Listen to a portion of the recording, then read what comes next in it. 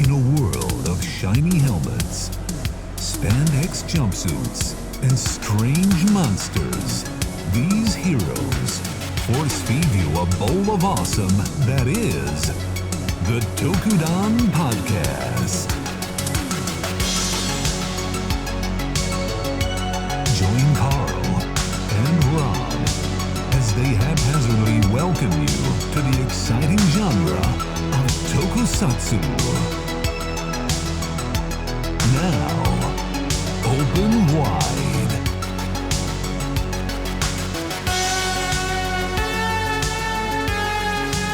Transition. Hello, friends.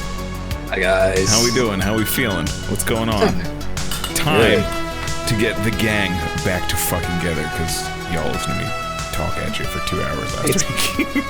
It's been a year. It's been literally a year. See, when literally everyone at work was like, "See you next year," and I was like, "Ha." Isn't it? It's a timeless joke, but if nobody makes it, isn't it weird? Like nobody's gonna do it. I'm fucking fine with it, please. In Spanish, there's this continuous joke where it's translated. It's really, hey, guess who's coming tomorrow?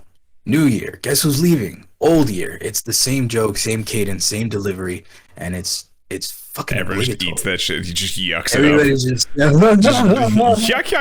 yuck. It's one of those where you're just like, oh, okay. I think someone said that to me, and I just stared at him and turned around. I didn't even fucking say. Yeah. No. Great. You have a good year. Please leave me alone. Yeah. What's going on, guys? How we doing? How we feeling out there in the chat world? What's going on? Good to be back. Yeah. Sorry, guys. Yeah. It's all good. I mean, we might as well just start with that. Why don't you give me so last week I kind of talked about, some of the cool things we did this year, some of the it was honestly all fun things, but like what are a couple of your highlights of this year, and like some I mean, I talked about how Don Brothers is, all this, but, I mean, it still doesn't dawn on you how much we do in a year without doing like a hard recap. You know what I mean? I wanted to just say that no matter the ups and downs that we have, because a lot of times we find like, we love doing this. It's hard to find the particular reason why we do it. Yeah. But I'm reminded every time that we sit here and we just start doing it. Does that make any sense? Yes. Like I can't explain to when I'm like, hey, I do a podcast, and you're like, oh, what it's about? Shit. Well, you like stuff, right? You like stuff? Yeah, because that's what we do. We just talk about stuff. And it's the stuff that we just come off the cuff and develop these memories out of this shit. You know what I mean? Like, yeah, because you walk up to random, hey, K20 with the raid. What's going on, dude? What's up, bro? And also, since that was the Gundam Noise Peacemaker, I'll talk about that in a second. I got you, bro. You just sent me that clip. Yeah. Holy crap. I'll talk about that in a second, but I want you to be able to talk about your year for a second. Honestly, just moving to surmise it real quick, all the new projects that we developed since we decided to go in a new direction last year, we were like, you know what, let's kind of respec and redesign what we want to do. And that focus with the Toku Minutes, with your projects, with everything that we've got, the commission pieces we have developing, you know what I mean? Like, all of this is happening in a way that we couldn't have known, and I'm sure in another year's time we're gonna be like, remember when? You know what I mean? Like, it's so much a part of my life that it's like normal. Like, right? Everything that's happening is like happening at such a pace where I can't even reflect on it, because it's just constant. There's every day there's new connections, there's new things to do, new ideas, new fresh talks. It just passes so quick, man. And I can't stress how much I appreciate you guys. Without this group here, especially you, bro. I love you to death. And I'll be the reason you die one day. So let's just leave it at that. But it's stuff like that. And the other day, I think we'll bring it up now that K20 kind of rated here. Coming home, I was kind of like pissed off at work, and I'm like, whatever, another day. Yeah. And I'm opening the mail and I get something, and I'm like, no, come on, really? Nah. And that, I gotta tell you, the day that I had, I think you just had one just like it today, huh? After great. coming home and opening this package from my boy K20, these patches, forgot all about it, man. I remembered why. This Holy is so shit! important. Stickosaurus with the raid. What's going on, dude? Oh, Stick. K20, I can't thank you enough, bro. Honestly, you came through on a day that I really needed it. I know I promised we would hold out, but I needed it bad, and I can't tell you how bad I look at these every morning now, and I'm like, this is why, because guys that we talk to, the people who like the stuff we like and share this community with, this is the stuff they do for each other, because there's no reason, because we love it, because we share that love, because these are our friends, man. Right. So K20, also you guys can use exclamation mark K20 in the chat right now to get a link to his Etsy page. Was very generous to sponsor the podcast with a 10% off coupon you guys can use in his Etsy shop with the code Blade Gang, by the way.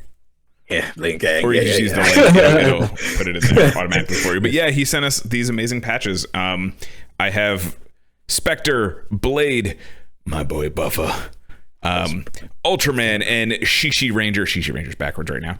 Shishi Ranger. There's Ultraman, and then there's Buffa. I'm just gonna put Buffa right on my fucking forehead. I've got Ghost, Build, Double, Ryu Soul Red, and the Geats. And if you guys wanna get your own versions of these there's a ton of fucking options on there, by the way, guys. If you guys want to check it out. What? Thumbnail.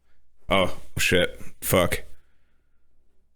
If listen, guys, if you hit me hard enough with plant things, I become a plant man, and then plant dad will talk to me for a while. So I'm sorry, man. How many times did he die on you already? It was really only one, technically. I don't honestly. The way I think about this series now, I think this has been going on for a long time. You think? Long time. Yeah. We'll see. Maybe not with this immediate group, but yeah, we'll get there. We'll get there. Yeah, no, K20 does amazing work. Stick also does as well. You can check out Stickers as well, but K20 also streams on Twitch, twitch.tv/K20custom. They're in the chat right now. You guys can check them out. Please go give them a follow. Stickosaurus Rex as well also makes some sick Toku things. He's usually work on helmets and things like that. They're so nice. They're fucking sick. So make sure you go follow Stickosaurus as well, please. Shout outs, guys. But yeah, these patches are absolutely beautiful. And I got I don't know if you got it too, but I got these. Yeah, I got a Metal Hero sticker. Commissions are open, guys. Commissions are fucking open, by the way. I got these little dudes, these little ditties. Those are dope. Yeah. So, it was a nice little goodie bag, and like you said, we were gonna open it live on stream for you guys, and then I was literally like a kid in Christmas, like patches flew everywhere. I needed to fix so bad. I'm like, you know what? I know I promised the guy, but dude, if I need something to feel great about, this is what I was waiting for. Now I can have my official Blade patch gang emperor. It'll be this. I'm gonna get a big black jean jacket, and it'll just be fucking Blade Gang right there. I was telling you, I'm like, I can't permanently affix this to anything. I'm gonna want to move this around to every piece of clothing I have now. So we have no other options. I'm so Kamen Rider Aaron with the follow. Appreciate you. But yeah, I'm gonna get another beanie, put fucking Buffa on there of some kind. Not this one. This one is nothing goes on this one. It's pure. I've had this hat for 20 fucking years now. So. God, that one, huh? Yeah, it's the same. It's the same beanie I've had since we've met. So, the one that was crawling around the floor and had the thing. Listen, don't fucking listen. Don't do that. There's a bunch of new people here. Don't do that. No, we gotta tell them. We gotta tell them the gerbil story or the hamster story. What the fucking hamster? Oh my god, I forgot about the hamster. Check this out. One night we're crashing. We're doing a late night fucking editing session or something like that. And I think we were recording for the old YouTube or something like that. Something like that. There's something for the Console King. Shout out to that, because that was another thing. But anyway, channel. We were doing something for that, and it's I don't know, whatever in the morning, and I just go to take a leak, and I turn on the bathroom light, and you know how. Something's in your vision, you just can't really determine what it is. Yeah. So I see something around the toilet, and I'm like, all right. So I'm taking a look, and it's a fucking Guinea hamster? pig. It's a goddamn guinea pig. It's a guinea pig. Not even and a I'm hamster. like, We're talking a fucking guinea pig. and I'm like, okay, now I know he had cats. I didn't hear anything about a guinea pig, but I don't want to upset anybody, and I don't want to touch anybody's guinea pig because that's probably a bad idea. So I'm like, I'm gonna ignore it. I'm gonna go let him know. And then I'm gonna just go lay down. My ass was asleep, by the way. So I wake him, and I know dude looked at me. He's like, okay, it's fine. And I'm like, really? The guinea pig in the bathroom's fine? He's like, yeah, it's fine. And falls back asleep. I let it go completely. And I kind of let it be because I know he heard me. And I left it at that. What was it? Weeks later? It was the next morning. I like got up to take a piss or something. And I was like, there's a fucking guinea pig in the bathroom. I was like, what the fuck? Like, we never did you even figure out where the fucker came from? And I put it outside. I don't know.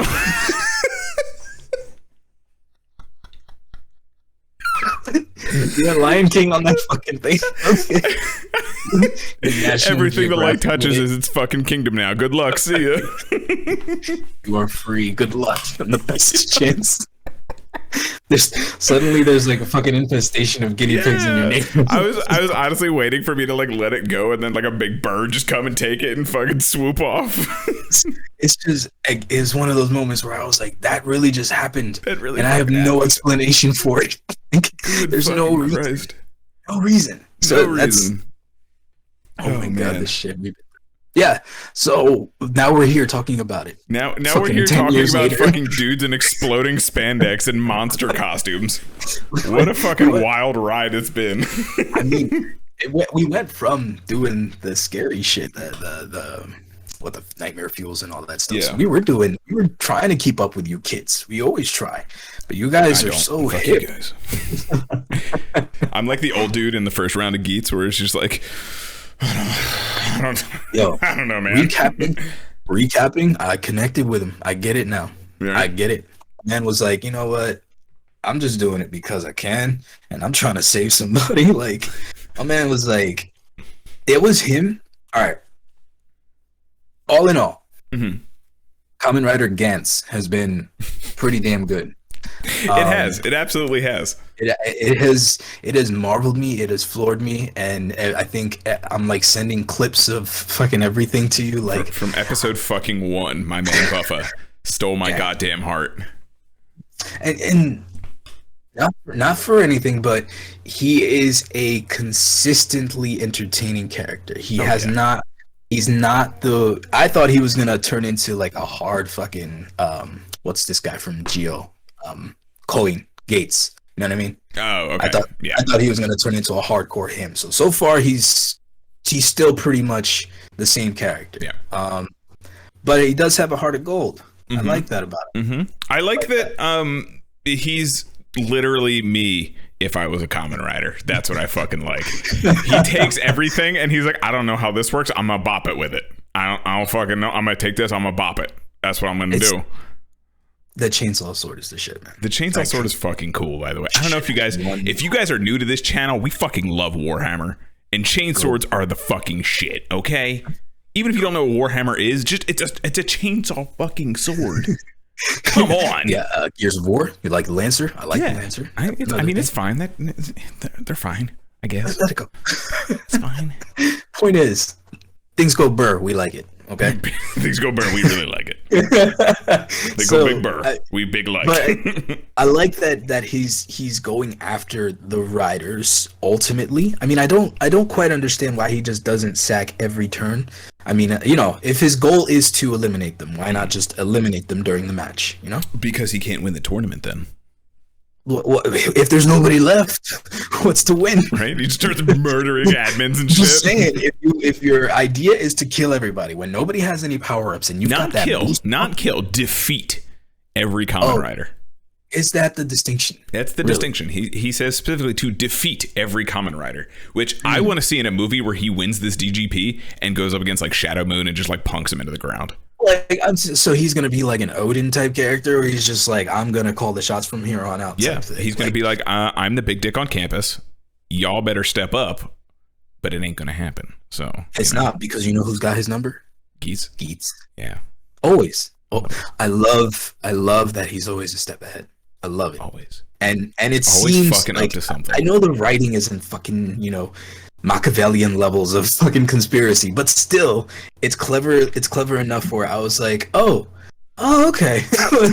All right. And like I said it from whatever episode we ended on in our first check-in, we were just talking about it. It was like 5 or 6 or something like that. I can't remember, but something like that. Yeah. Something like that. But like the energy he brings as a main character is so different than other Kamen Riders, where he's kind of a dick. it's the Tendo that we need now. It's the new Tendo, because if we had the Kabuto Tendo, it would feel very campy. This one feels very clever enough that we're like, okay, I can rock with him. Yeah. He's like, he's got something up his sleeve. Yeah, always. And they like insert little things to like make him more human, unlike Kabuto Tendo, who's just like, I am the best. I have character development. No, I don't, because I'm the best. What did he say? Boku was strongest. Yeah, strongest. Perfect English, fucking fucker. Not only that, but he speaks perfect English. Like, come on, the guy's like amazing. What he was stronger. Baku was strongest. He was stronger. What I was strongest. Like, okay. But yeah, like it's that vibe that he brings, but it's a new flavor to it with the cleverness and the planning and the supplanting of everybody to always be ahead. I mean, dude, I don't even know why Keiwa trusts him anymore, but I guess because you have to, because he's always got a plan. Because Keiwa is the sweetest, most innocent boy to ever enter this fucked up tournament. He's the best thing going for it. If not for Keiwa, Ace wouldn't be as amazing as he is. Yes, because it's the bouncing back and forth. It's the Kagami Tendo duo that we have between them that makes this such fun. Like, dude, I know I'm skipping ahead in the catch-up thing, but the jet cannon and the combo fight, the supplanting, you know what I mean, the double crossing, the whole thing culminated because let me reiterate that the reason why that moment worked so well was because of everything that they had gone through to get to that point, not just the episode. You know what I mean? You're thinking about every moment where Keiwa realized that Ace is always up to something. And I just want to mention real quick, Aldi with 9 months on the subscription. Appreciate you, dude. Always hanging out in chat.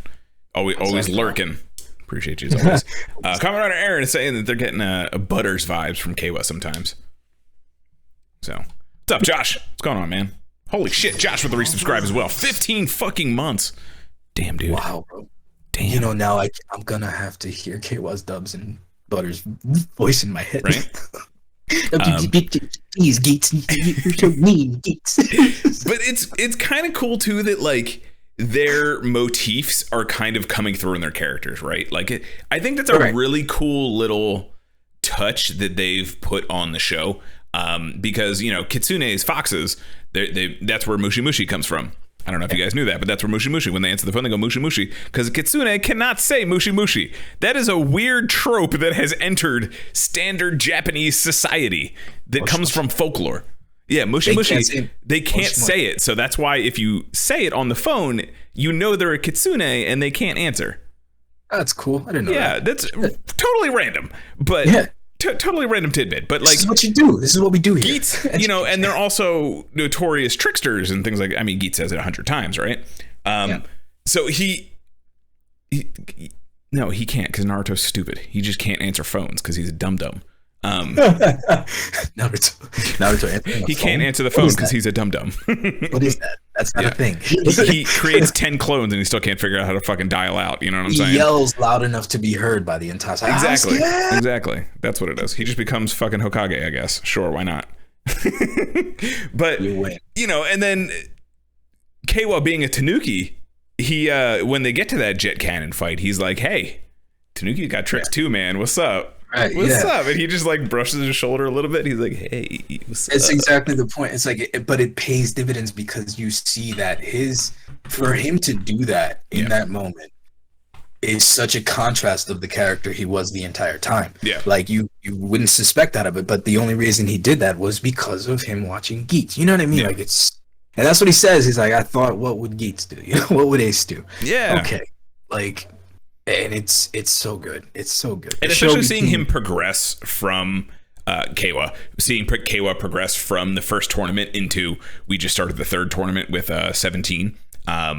It's been interesting to see, right? Like, even in that first tournament, he obviously had the most growth because it goes from like, he's kind of our anchor character in a story. He's the one we're learning everything through because obviously Ace knows everything at this point. But Kawa and Nago are kind of like the characters we're learning everything through, and like we're still learning things. But you know, Kawa goes from why can't we all get along to fuck it, I'll do it, I got it to win because I'm going to try and save everyone. Now I get it. And there might be a couple bodies along the way. Sorry guys, I'm going to try my best, but it may happen. A couple. He's going to try and save fucking everyone. But he's like, I'm also just going to wish him back. So like, if we leave him there, it's not the end of the world. So let's talk about that subplot too, because it turns out that what we're getting ideas of is the Jamato are defeated former contestants. To what level, I'm not quite sure, because there seems to be a power scaling to them now. There was the goons that we had in the beginning that just said Yama, whatever. And then there's another level where they started speaking this weird backwards, upside down language, whatever it's supposed to be. And then to then have ones that can henshin into Yamato riders. I'm gonna find a picture of them. Yamato rider. But these things are the next step, and they're on par. They can actually eliminate, and they do kill like one or two. And pretty typical rider kaijin as well. You have your jobbers, but then you have like the boss type characters that are like a little more unique looking, things like that. You know, there's something about the Jamato that's interesting, and there's a character that was introduced in the second tournament, who is this planter type character, and I want to get back to that in a little bit because there's some other characters we have to talk about first to get to there because it's important. Like the game master, or the first game master, I should say. We meet the new game master, by the way. I know you didn't watch 17, but we meet the new game master.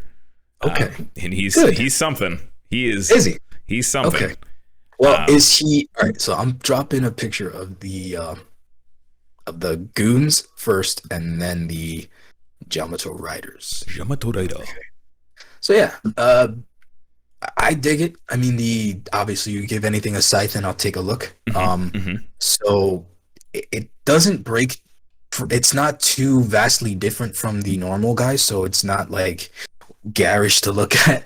The belt is different though. I think it's just a regular slap-on thing, right? Like it's a desire driver, but they have their own Jamato buckle, is what it is. Yeah.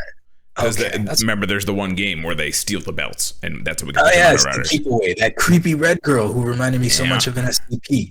There was the creepy little red girl who was stealing the fucking Jamato, or stealing the desire drivers off of everybody. And it was like, obviously, if I don't know, I know it's for the show, but if I was the writer, anything that's weird, I'm already henshined. You know what I mean? Like, if I'm just sitting there, hey, did you see that redhead girl? What? Like, girl with a red hat? Immediately. I'm so sorry. We've talked about it before, but like, we would be the most irresponsible individuals with a belt ever. Someone like today, like the day I had at work today, someone would be like, "Where's my chia pudding?" I'd be like, "Henshin." And for me, it'd be a blade thing, so the fucking force field would fly out and like take out a server. Order up, right You just hear thunder. Awakening. Final vento. That's it. That's the one. That's the fucking one. I'm sorry, but yes, I mean, there would be no waiting in lines anymore. I'll tell you that much. I'd get the popcorn first, right? I'd get on the roller coaster first, that kind of thing. Exactly. I'd be tall enough to ride the coaster finally. Damn, you would. That's crazy. Damn. They still. That's one thing I have been noticing a lot more. That I've been noticing. You're missing out on a lot more roller coasters. No, fuck you. Remember though? Wait, was it with you guys? I swear I was just like this much off from riding the coaster. Fuck, was it with you guys? I can't remember. X years ago, I was so heartbroken because I was like, damn, this is it. Like, I'm not getting any taller. Like, this is just it. Okay, fuck it. I won't ride that ever. What's up, Gary? Yeah, we're talking about Geats and just kind of talking about all the episodes so far and our general impressions and things like that. What's up, dude? How you doing? Talking about how awesome Geats now. How fucking let's hang on. Let's backtrack for a second because it still kind of blows my mind how like we're watching Revice. I'm pissed off because I hate Revice. You're like, I'm accepting it because Genta's here. That's cool. Because that was the power of positivity last year. Yeah. That was last year. You took that mantle with pride because I was like, fuck this season. I'm done with it. I probably wouldn't have finished it if we didn't have to watch it for the show, to be honest with you guys. I understand. I understand. I respect your decision and support it wholly. I wish I could. Gary, hang on, pause. No, Saber is the best and beautiful, and I love Almighty, and Almighty fucking slaps. Do we have Saber? Do we have a Saber hater? Oh man, no, don't make me put fucking Almighty on. I will get this podcast fucking struck for the sake of Almighty. I agree though. Like I think I sent it to you the other day that I still think the ending song should have been the lead song, but well, I do like Almighty. Agreed on at this point. I think that it has two openings, right, folks? Like I think we can say it has two openings, but Almighty fucking slaps. So I will not accept slander in this house. You're getting ready to turn 30 on Thursday. Welcome to the club, friend. Listen, the first thing to go are your knees. Listen, then the last. You're gonna wake up Thursday, and you're just gonna turn into dust. You don't know how it happens. You just do, and then like an hour later, you'll reform, and then you go. If you sleep with someone, warn them because you wake up that morning with a Paime beard, so it just shoots right out of your face. My beard actually grew at 30. I woke up like this at 30, just so you guys know. This happened at 30 exactly. And I'm still pushing. It's still coming out, guys. He's trying. He's trying. I'm trying. It'll happen. It'll happen. I told him to eat some fiber, but it didn't help. So, it just grows on my chest. Speaking of, grows on my chest. Wait. I got it's in my head. I want to shout out this shirt. The shirt is from Liz J, artist. Okay. She is a horror drawer. She does a lot of commission pieces. I'll put up her thing in the Discord in a bit. But she made this shirt for my fiance, and it's fucking amazing. Is it Pennywise? So yes, it is Pennywise with the evil eye and almost the deadlights in there. But, right. But this is that's like chapter 2, right? When he gets like that. Yeah, that one sucked. Oh yeah, no, the movie was it was fucking ass. It was one of the movies of all time. But, it was one of the most movies and forgettable things. Like I'm literally like, oh yeah, there's a second movie. So shout outs to her. I'll put up her thing. That's what's up. Yeah, but yeah, no, we were watching Revice, and we the scans came, and we got the poster and everything, and like I'm still not the biggest fan of Magnum Boost. I still think there's a lot of negative space in there. Oh, really? Yeah. Now, what's that? Okay. Pause. Okay. That's not to say I'm not a fan of the Magnum Buckle or the Boost Buckle. I love both of them. It's just the Magnum Boost look. I still am not the biggest fan of. It's not my favorite suit in the show. I don't hate it. It's just not my favorite suit in the show. Because Buffa's here, so anything with Buffa. You're just sure. I'm extremely biased at this point, folks. I don't know if you got that. No. Yeah. It's just we were kind of like I don't know, and like I was also like a little bit of like, here we fucking go again. I guess I'm gonna get disappointed. Let's do this. I was pissed at Geats. I listen. I know I said it a lot, but it's true. I wrote something very much like Geats years ago, and they took a lot of the plot points. But it happened before with Tite Kubo. You know what I mean? Yeah. This happens to me, so I got over it. But I got over it in the best way possible because it took what I had expected and then multiplied it. Yep. So, and every episode has just been compounding on that. So I can't complain anymore. I love what they did. And when you start any show with a world-destroying apocalypse, I'm here for it. So that was a good little intro where I was like, hell yeah, let's go. Plus, it's chain swords and having Buffa just wreck like 10 fucking Jamato in the first episode was probably a good call. So it's when they killed the Blue Ranger. It's when they killed the Kyoryu Blue. I was like, damn, that was Good call Killing there. Kyoryu Brew was like Who also Yeah. shows the hell up again. So yeah. So tell me about. We'll get there. yeah, we'll but- save 17 for the end of We'll this save little that. discussion here. Because I do know that. I do know that. But yeah.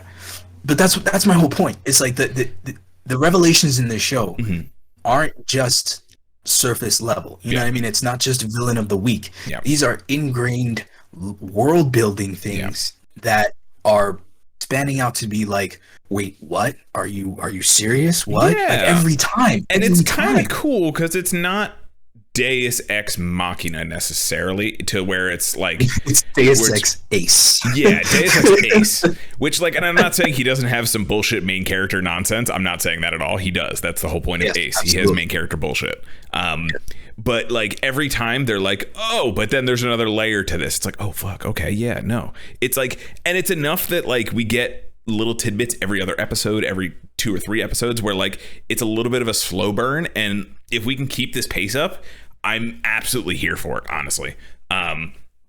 It's like we get this little tidbit about his mom, and then we find out, and you know, that's the whole reason he's there. And it's like, okay, so he's a dick with a heart of gold, got it. And then we find out, oh, she's also a staff member.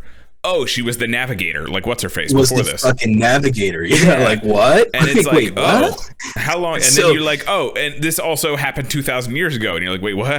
It also dropped like little hints in there, like Girori talking about what the game master's task is. He primes people and chooses people well in advance to participate in the show, which is contradictory in a lot of instances, because you're like, wait, you were scoping out these people for a while? Like, seriously? But and Jirori, let's talk about Jirori for a second, and just the game master's role. So if you guys aren't familiar with Geats or haven't really watched it, it's essentially to be more relatable, because the way I'm going to describe it probably isn't as relatable. It's Kamen Rider Fortnite. I call it, you know, we call it Kamen Rider Gantz because we're adults. Adults and old enough, or Squid Game. Yeah, sure. Let's go with that. That's probably more along the lines too. Kamen Rider. But if you guys have ever seen Gantz or aren't familiar with animes and things, it's essentially Gantz, and a lot of the plot points so far have been taken from Gantz. Yep. So, in spades. And shamelessly. Shamelessly. Bro, it's great. Kick the can. Like, yeah. Okay. Anyway, so you're right. But and then overseeing it is the game master, who changed masks because they got a lot of flack for it being the Hellboy mask.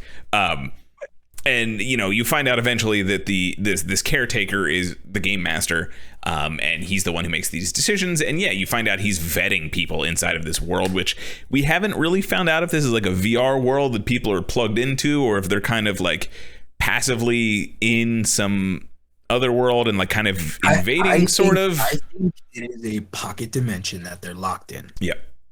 That they keep rewriting every time they win.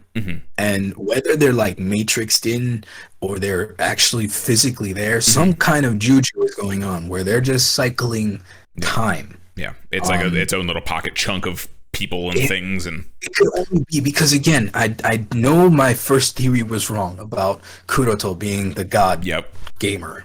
But that doesn't change the fact that they're still involved a little bit somehow, especially with the revelation that this is so much more than what it was led on to be at first.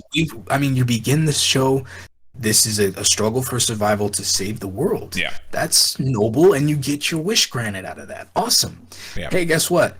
All of that's bullshit. You're actually a reality TV show. Yeah. And then, you know, they took a week break because of holidays, and I think there was probably a golf tournament. That's usually what they take a break for. Something like that. And we get this big reveal that there's big floaty cameras and people hanging out in other pocket dimensions watching these Kamen Riders do this thing, and it's literally become a reality show now. But here's where it comes back to Girori. The reason why that we come to find that out is because the game master, who we find out is Girori, is pissed off because Ace kept winning and kept trying to get to the bottom of the mystery behind the DGP. Now, whether it's because he can actually find things out, or they just kind of want to cut it short just before it gets anywhere, Girori comes out of character and starts to intervene in the show itself. Yes. And that is where he fucked up. It's like, imagine if your dungeon master just like made their own character and was like, nah, you're not going to do that. And then I'm not going to do that. Okay, I have a genuine question about Dungeon Masters. Okay. Genuine question. I'm going to answer it to the very little ability that I have. All I want to know is, how do you know they're not making shit up off the top of their head? They are. How do you know? But that's my point. It's like, where do you draw the line of bullshit? Anyway, okay. I don't know. I don't play D&D enough. We play. tried it once on the podcast. I can't. I'm like, you're full of shit. That dragon dies. Bullshit. Bullshit. That dragon. I rolled a 6. God damn it. Luck roll. The critical. I don't know the rules. Let me stop. But anyway, I don't want to offend anybody. Yeah. Peacemaker's saying it's interesting that we're finding out more about the mom, like through other people's wishes too, which is interesting. Yeah. Like it kind of triggers Ace with like other issues or other wishes, right? But it gives me heavy like super messiah things with him. You know what I mean? Like if that's his mom and she's a product of the thing, and she's not supposed to be like a real person, maybe. Mm-hmm. Like, you know what I mean? Like what Tsumuri gives me weird vibes because she's obviously able to go against breaking the rules in favor. You know what I mean? Yeah. Like she's so weird because she was pissed off that Ghidorah was trying to kill Ace. Yeah. But it's not like she really did much to stop him other than like tell on him. You know what I mean? Like that was really it. Like it, right? Yeah. And she did that with Nago's help too. Like she didn't even really like, she told on him and then Nago was like, hey, I got my dad. Exactly. And she was literally like, my dad worked at Nintendo. I'm going to go talk to him. Nago, don't sleep on Nago. I am all aboard the Nago train. The hype train. Wow. At first I didn't like Beats, but she makes it work. Okay. The henshin is the henshin. I'm okay with that. I'm okay with it. But it's really that her character first, like, you know, in the beginning she was like this super traumatized character. Yeah. Like she had a raw deal, and then she gets eliminated, and then she comes back and she's like not herself, and then she gets the memories back and she's like, oh shit, something's really wrong here. She's the one that's leading us down this course that revealed to us that there is this clandestine corporation of sponsors behind the DGP. Yeah. And it was interesting that between now, you know, we've 2 completed tournaments and starting the 3rd, that like Keiwa was kind of the main character of the first one, right? Nago kind of became the main character of the second one, right? Like she starts off with like boost hammer, and we're like, oh shit, the armed things can do boost too. That's awesome. She gets this fucking ridiculous anime bullshit hammer, which brings me to something else we'll talk about later. Oh god, yes. Some bullshit anime hammers. I'll get to that when we're done with Geats. Yes. But yeah, it's interesting to see, and like I'm curious to see who we have 2 more people, and I think this game is going to be Buffa's game, honestly. Just because he's going to be the main character of this tournament because he's not technically in the tournament. I think he's going to drive the most story development this chunk, because he is. So I probably should have said this earlier, but we're talking about Geats. There's going to be some spoilers in the last couple episodes if you guys haven't watched it yet. Yeah, definitely, guys. A little late on that. We kind of just talked about a bunch of shit, but you know, whatever. Buffa died during the second tournament, and when players die, they can't get revived for the next game, right? Like every time there's a winner, they reset, new world, new DGP, new Desire Grand Prix. Buffa died in the last one, and he gets sent to Jamato Plant Daddy. He didn't die. He did die. He was fucking blasted to the unholiest of hells on his birthday.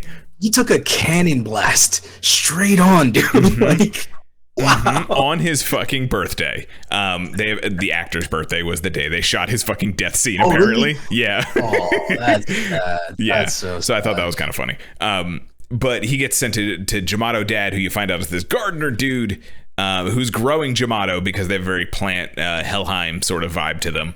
Have they dropped a name? Because I haven't heard one. Just Jamato, or they haven't. You know, Plant. I'm gonna call him Plant Dad because if they dropped a name, I missed it. He's Plant Dad. So you know, they apparently take all the rider bodies over there somehow, even though they kind of do like a Mega Man X like thing every time they die. They take Buffa's body there, and you find out he's still alive. Like, he didn't actually die because he's used the zombie buckle so much, and because he fucking syncs with the zombie buckle, his ass is still alive, and he woke the fuck up. Dude, I just envisioned us 80 years from now. You're lying in your deathbed. Obviously, I'm still alive. Hang on, we have the Gal Ranger theme playing right now. Oh.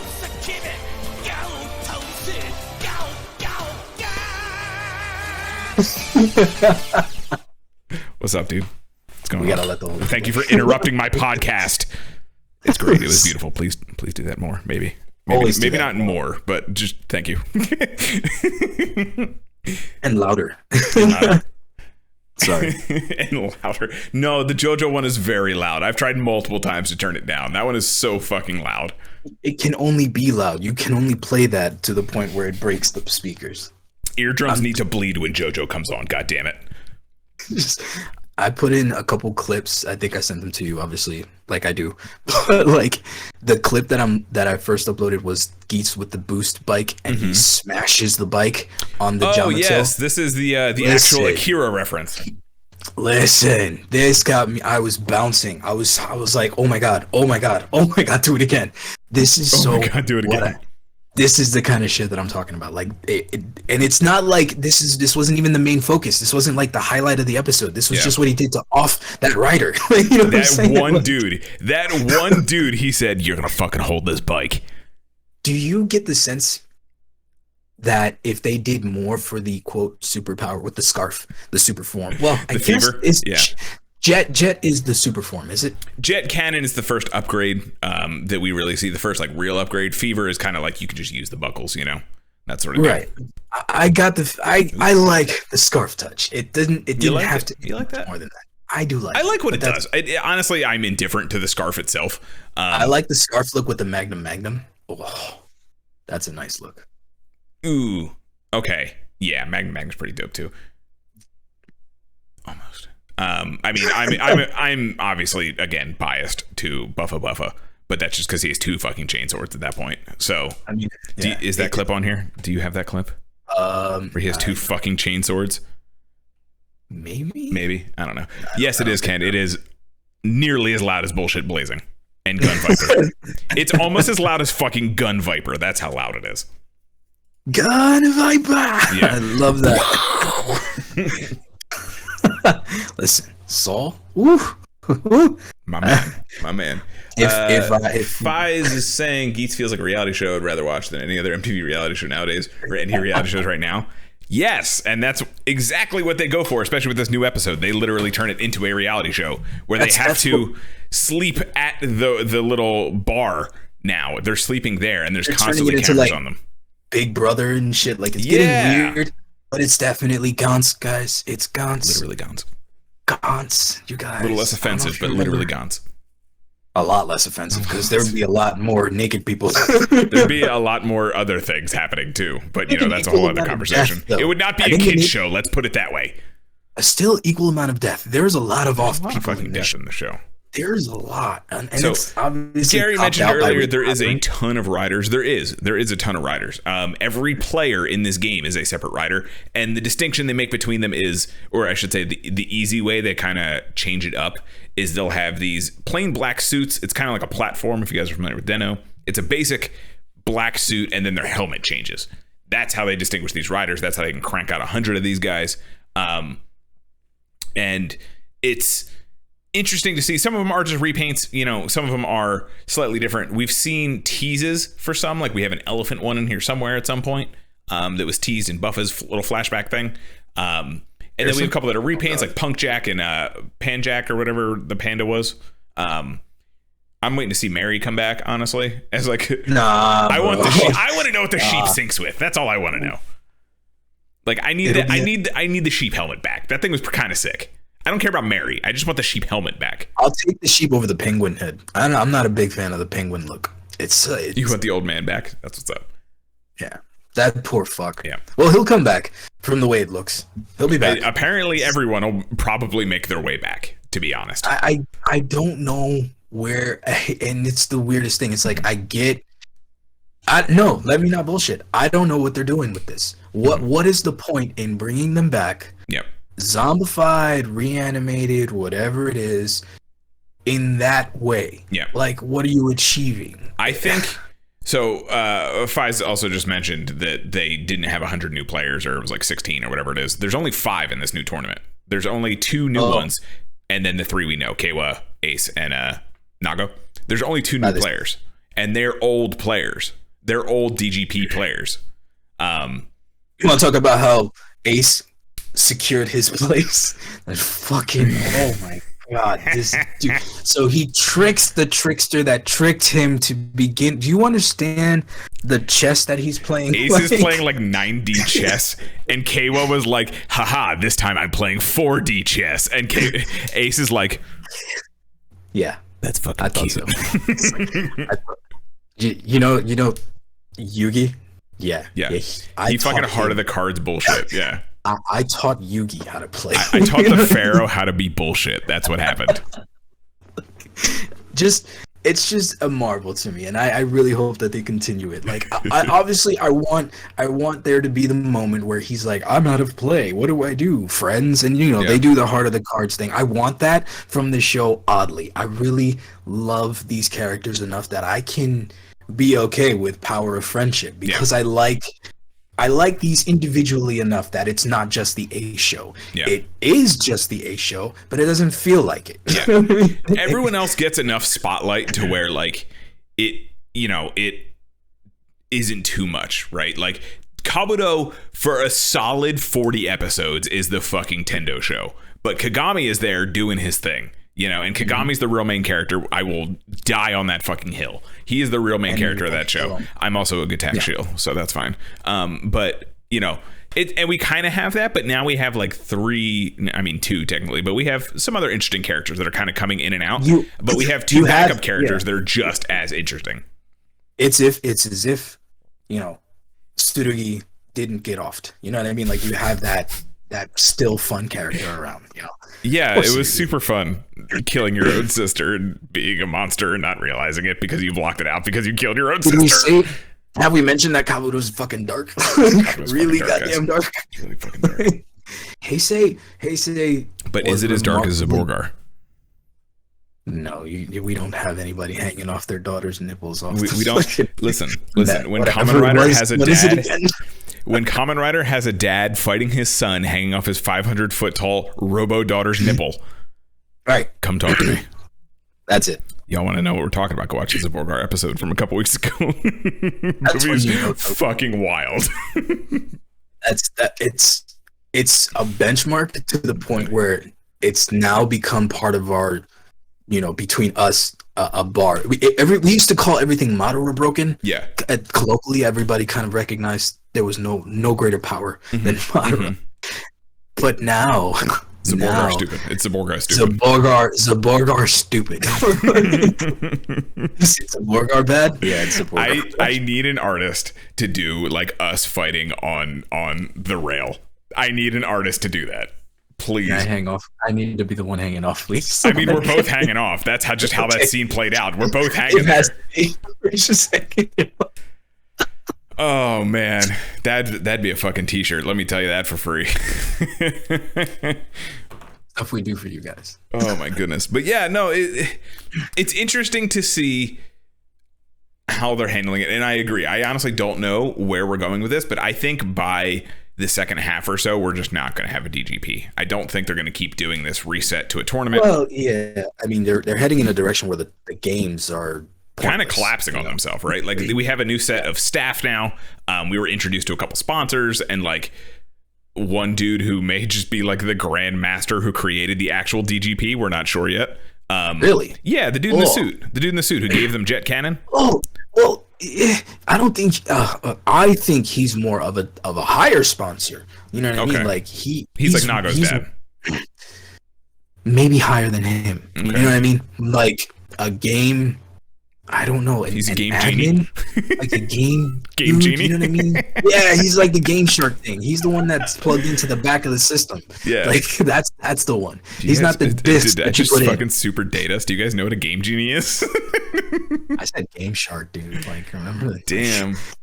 All right, so when I used to buy my Gundams at the Pinocchio's, they sold a Gundam game and Dragon Ball GT game. Remember that one? Final Bout. Dragon Ball GT Final Bout. I love that game. Yep. In order for me to play that, I had to break my station. And because it was Japanese.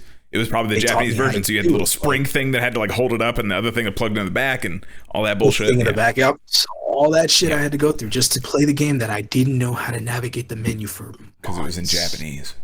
Months.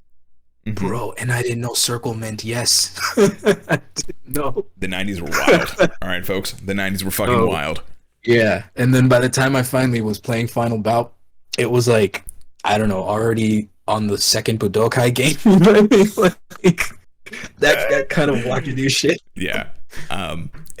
Man, like, Geats, I'm trying to find something I genuinely don't like about Geats, and it's very difficult, to be honest with you.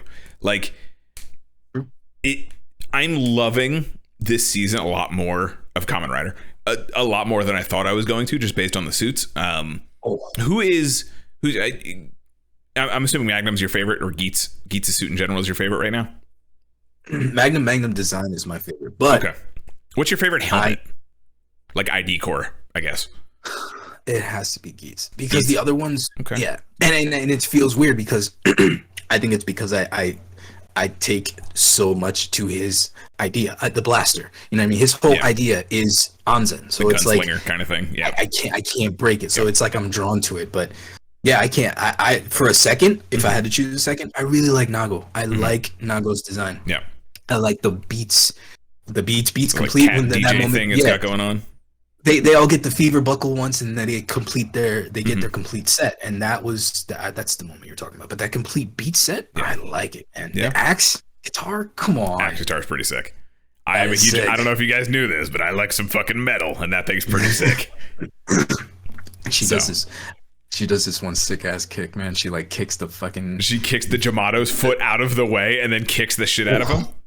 Oh god, it's so nice. I thought I saved that clip. I guess I didn't, but oh my god, dude, it's so good. Comrade Aaron is saying they're a depraved Tycoon fan. I get it. Tycoon is a sick fucking design. I love that green that they use.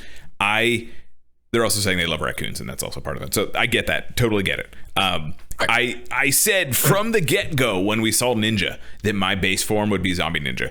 Absolutely, hands down. I love it. It's sick. I think the designs look so well and the powers are so fucking cool. I would make goddamn mincemeat out of those things if I had those two buckles. And you know, again, my favorite is Buffa, hands down, obviously. But if I had to pick a second, I really do like the sheep helmet. Like Mary's helmet, I really fucking like it. And it's just so doofy looking. I'll try and find a picture here in a second. But it's like I want it to come back. I don't see it happening, but at the same time, they could reuse it. I'm not saying, again, I don't want Mary back. I don't care about Mary. I just want the sheep helmet. That's what I mean. Like, that could come back because they're bringing them back, and it didn't feel like they were done. Especially the first devious dude. Yeah. The one that got turned into a zombie. You know what I mean? He still had the Pondon or whatever the white one is called. Yeah, Dapan, whatever it was. There you go. Yeah. Him. He definitely had vibes of I will be back. You know what I mean? Like, so Aaron is saying Zombie Ninja would be too broken and OP. Absolutely, it would be. That's why I would win. Absolutely, it would be. Hold on. I just want to teleport around with chainsaws instead. Could you imagine? Ready? Think of this. I'm going to put some cool images in your guys' head because it's never going to fucking happen on the show. Ready? It might. You have Ninja on top, Zombie on the bottom. So you have your doofy little like hand foot, right? Your little zombie hand foot, right? You're teleporting around. You're doing your crazy nonsense, your Kagabushin bullshit, right? And then all of a sudden, 9 of these fucking Kagabushins all do the grave kick at one time. Okay. Yeah, right. That's what I thought. That's what I thought. It's a matter of how dead is dead before you know. Don't worry about it. Don't ask questions you don't want the answer to. Don't worry about it. We got the zombie buckle. We'll come back. You're done. I mean, yes, but dude, look at this thing. Look at Jet Cannon. Yeah, you're not okay. Cool. Jet Cannon. You're not okay. Jet Cannon's pretty cool. You know what I really like about Jet Cannon? So Jet Cannon is the first major upgrade that we get, right? It's a double buckle. It's a twin buckle.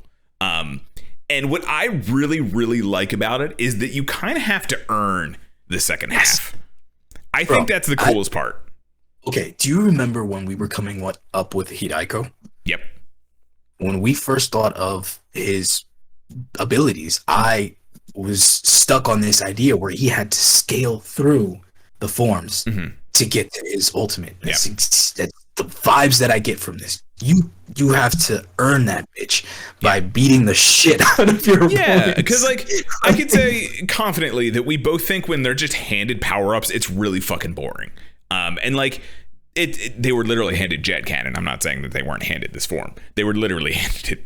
But like to get the full thing, they have to do some fighting first. Like it's not just like blap blap slap the new thing on, right? Like even when eventually we get to a point where Geats has to be hunted at the end of the second game because the game master sucks ass. Because he's a fucking sore ass loser. So he literally makes them have to hunt Geats, and Geats has a jet cannon, twin buckle, and he is being hunted, and Keiwa is the only one here, and Jirori the game master gives him another one. They have to fight in the base form and unlock the second half, even when they're fighting each other. This wasn't some plot thing they did in one episode.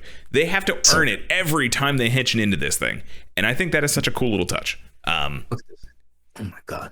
And it just looks fucking sick. Look at this artwork. I just found this. Oh my god. Oh, that's a good one. That's a fucking good one. That whole fight is good, and that's the point. It's like they pull the rug from underneath Jirori at the end, at the apex of that fight. Keiwa won. Wait, hang on, pause. We have a very important question we have to answer first. Yeah. Jet or cannon? You're asking me. I'm asking you, jet or cannon? Yes. Damn it. Jet or cannon. So say it like it fucking breaks, right? And you can only use one. Remember what happens when they fire the cannon? Yeah. Well, it depends because it changes. Their back extends and he has to embed himself into the ground. I fucking know what happens because it's a goddamn vector cannon. But that's me. That's okay, so you want cannon. I want the cannon so bad. That's the correct answer. Let's be real here. That's the correct answer. Oh, bad. Oh, my God. Dude. And I just think, so for me, we talked about it, but, I don't think I mentioned on the show. The coolest part about cannon to me is it seems it fires differently depending on who's wielding it. So when Geats has cannon on, it literally turns into a vector cannon. And if you guys don't know what a vector cannon is, you gotta play Zone of the Enders too. You have to, or just watch me play it because we'll probably go through it again at some point. That's a deal. Hit that follow button. You can do it right now. Shameless shill. But it literally the spikes from the jet stab into the ground, and he fires these huge beams. Boom! And then when Keiwa gets it, he fires these. Sorry, my stomach just grumbled really, really loud. I don't know if you could hear that. Okay. But Keiwa fires these like 5 balls that like circle around each other and then just like land and explode. It's kind of sick. It is sick. What are you talking about? Now, this is amazing. Theorizing other things because, Buffa. I theorized, if anyone is familiar with Gundam, that his cannon would work similar to the Age 2 double bullet, where it would essentially just be big swords that come out of the back. Oh, you put a clip of the vector cannon. Oh, you put a clip of the vector cannon. I did. Oh, you put a clip of the vector cannon. Okay. So just so you people understand what this is. So you guys understand what a vector cannon is. I put it up on the screen here. You guys can check it out. This is from Zone of the Enders. It is the largest, most destructive cannon I have ever seen in my fucking life, and is the standard all cannons are held to in my heart. So you have to literally be only grounded to use it. It is in a ravine. These poor things are in a ravine. They might as well have bullseyes on their faces. This is literally shooting fish in a barrel. This is what it is. This cannon takes up this ravine, by the way. The blast is ginormous. And you have to be grounded. That's the craziest part. You don't understand. So when I played this game and they were like, "Oh, you got this cool new weapon." I'm like, "Sick. That's awesome. Let me try it." And they're like, "You have to be grounded." I'm like, "What? What do you mean I have to? It's a fucking flying robot game. What do you mean I have to be grounded?" They're like, "No, you have to be fucking grounded." And I was like, "Okay." So they give you a level where you're supposed to use it, and then I used it, and I was like, "Hello." I saw new colors. I smelled things I never smelled before. I tasted things I've never tasted before. It is between that and the Guyver chest cannon. Yes. My beginning of fixations with the big cannon, and then fast forward to Gundam Wing and all that shit. The Buster Rifle. Oh my god. Oh my god. Geats gets one of these fucking things when he uses cannons, folks. Like, so yeah, it's wild. Definitely why Cannon is the superior choice. But not to say I would not put fucking work in with Jet either, to be honest with you.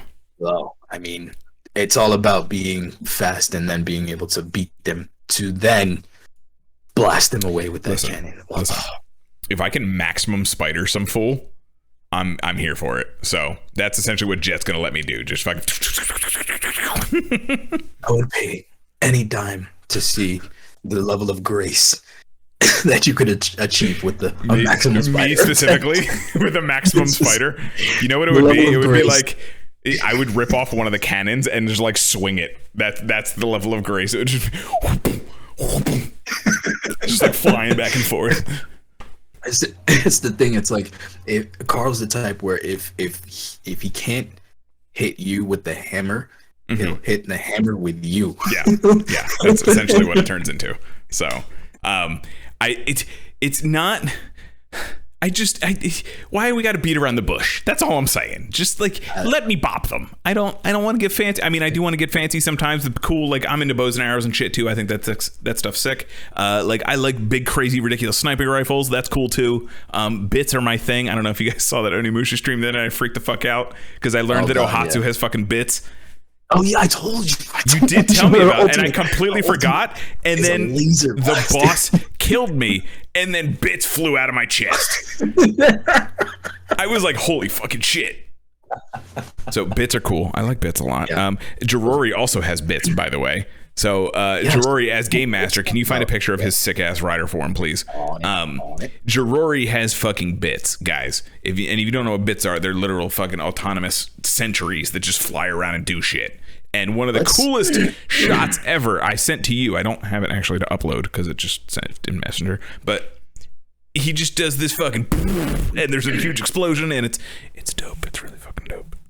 Listen, Kamen Rider Glare was an okay name, but like the stills were fine, and then this dude showed the fuck up on screen. This dude shows the fuck up, and he's just like, I'm your fucking daddy now. He's a fucking problem. Listen, man, so all of these, this shoulder pad here, this chest piece, this shoulder pad, and he's got two on his knees. Actually, I'll go to the other image. You just put one up. These are bits. These just start flying the fuck around, blasting. They started blasting, folks. And I didn't know. And corrupted.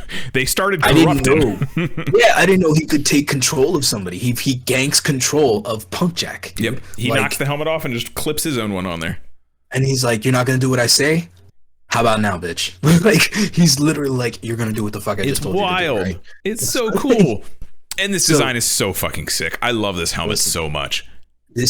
I've been leaning towards trying to figure out my own palette for my final form, and purple and silver are just, they're speaking to me, man. And I'm like, this is not even too much, and this amount of purple is dope. You know what I mean? Yeah. Like, fuck. Yeah, it's just a sick rider, honestly. Yeah, but the driver was this. Let me see if I can get the driver is nice. I like the driver's alright. I like it's so simple though. Like it's not so much where it's like click clack click clack. You know what I mean? That's why I guess I want simple drivers again. You know what I mean? Okay. Ever since X8, it's just been like how far out can we extend your hips before you can't get through doorways anymore, bro? How difficult is it to walk through cons with your belt on? That's the gauge, I think, at this point. So I don't know. You have to invite me next year, so that way, you know. Yeah, if you guys need a test dummy, you just send me a belt to a con. I'll do that for you. I'll test it out for you guys. Scientifically test these John Toei, if you need a test subject for your belt and how it works in a con environment, please call me. Sincerely, Kaiju Carl. Thanks. But appreciate you, John Toei. Let's talk about power scaling, because he is able to do that with bits by fending off all the other guys who don't have their full form. Yet, my man is offed with a Thanos snap. Yes.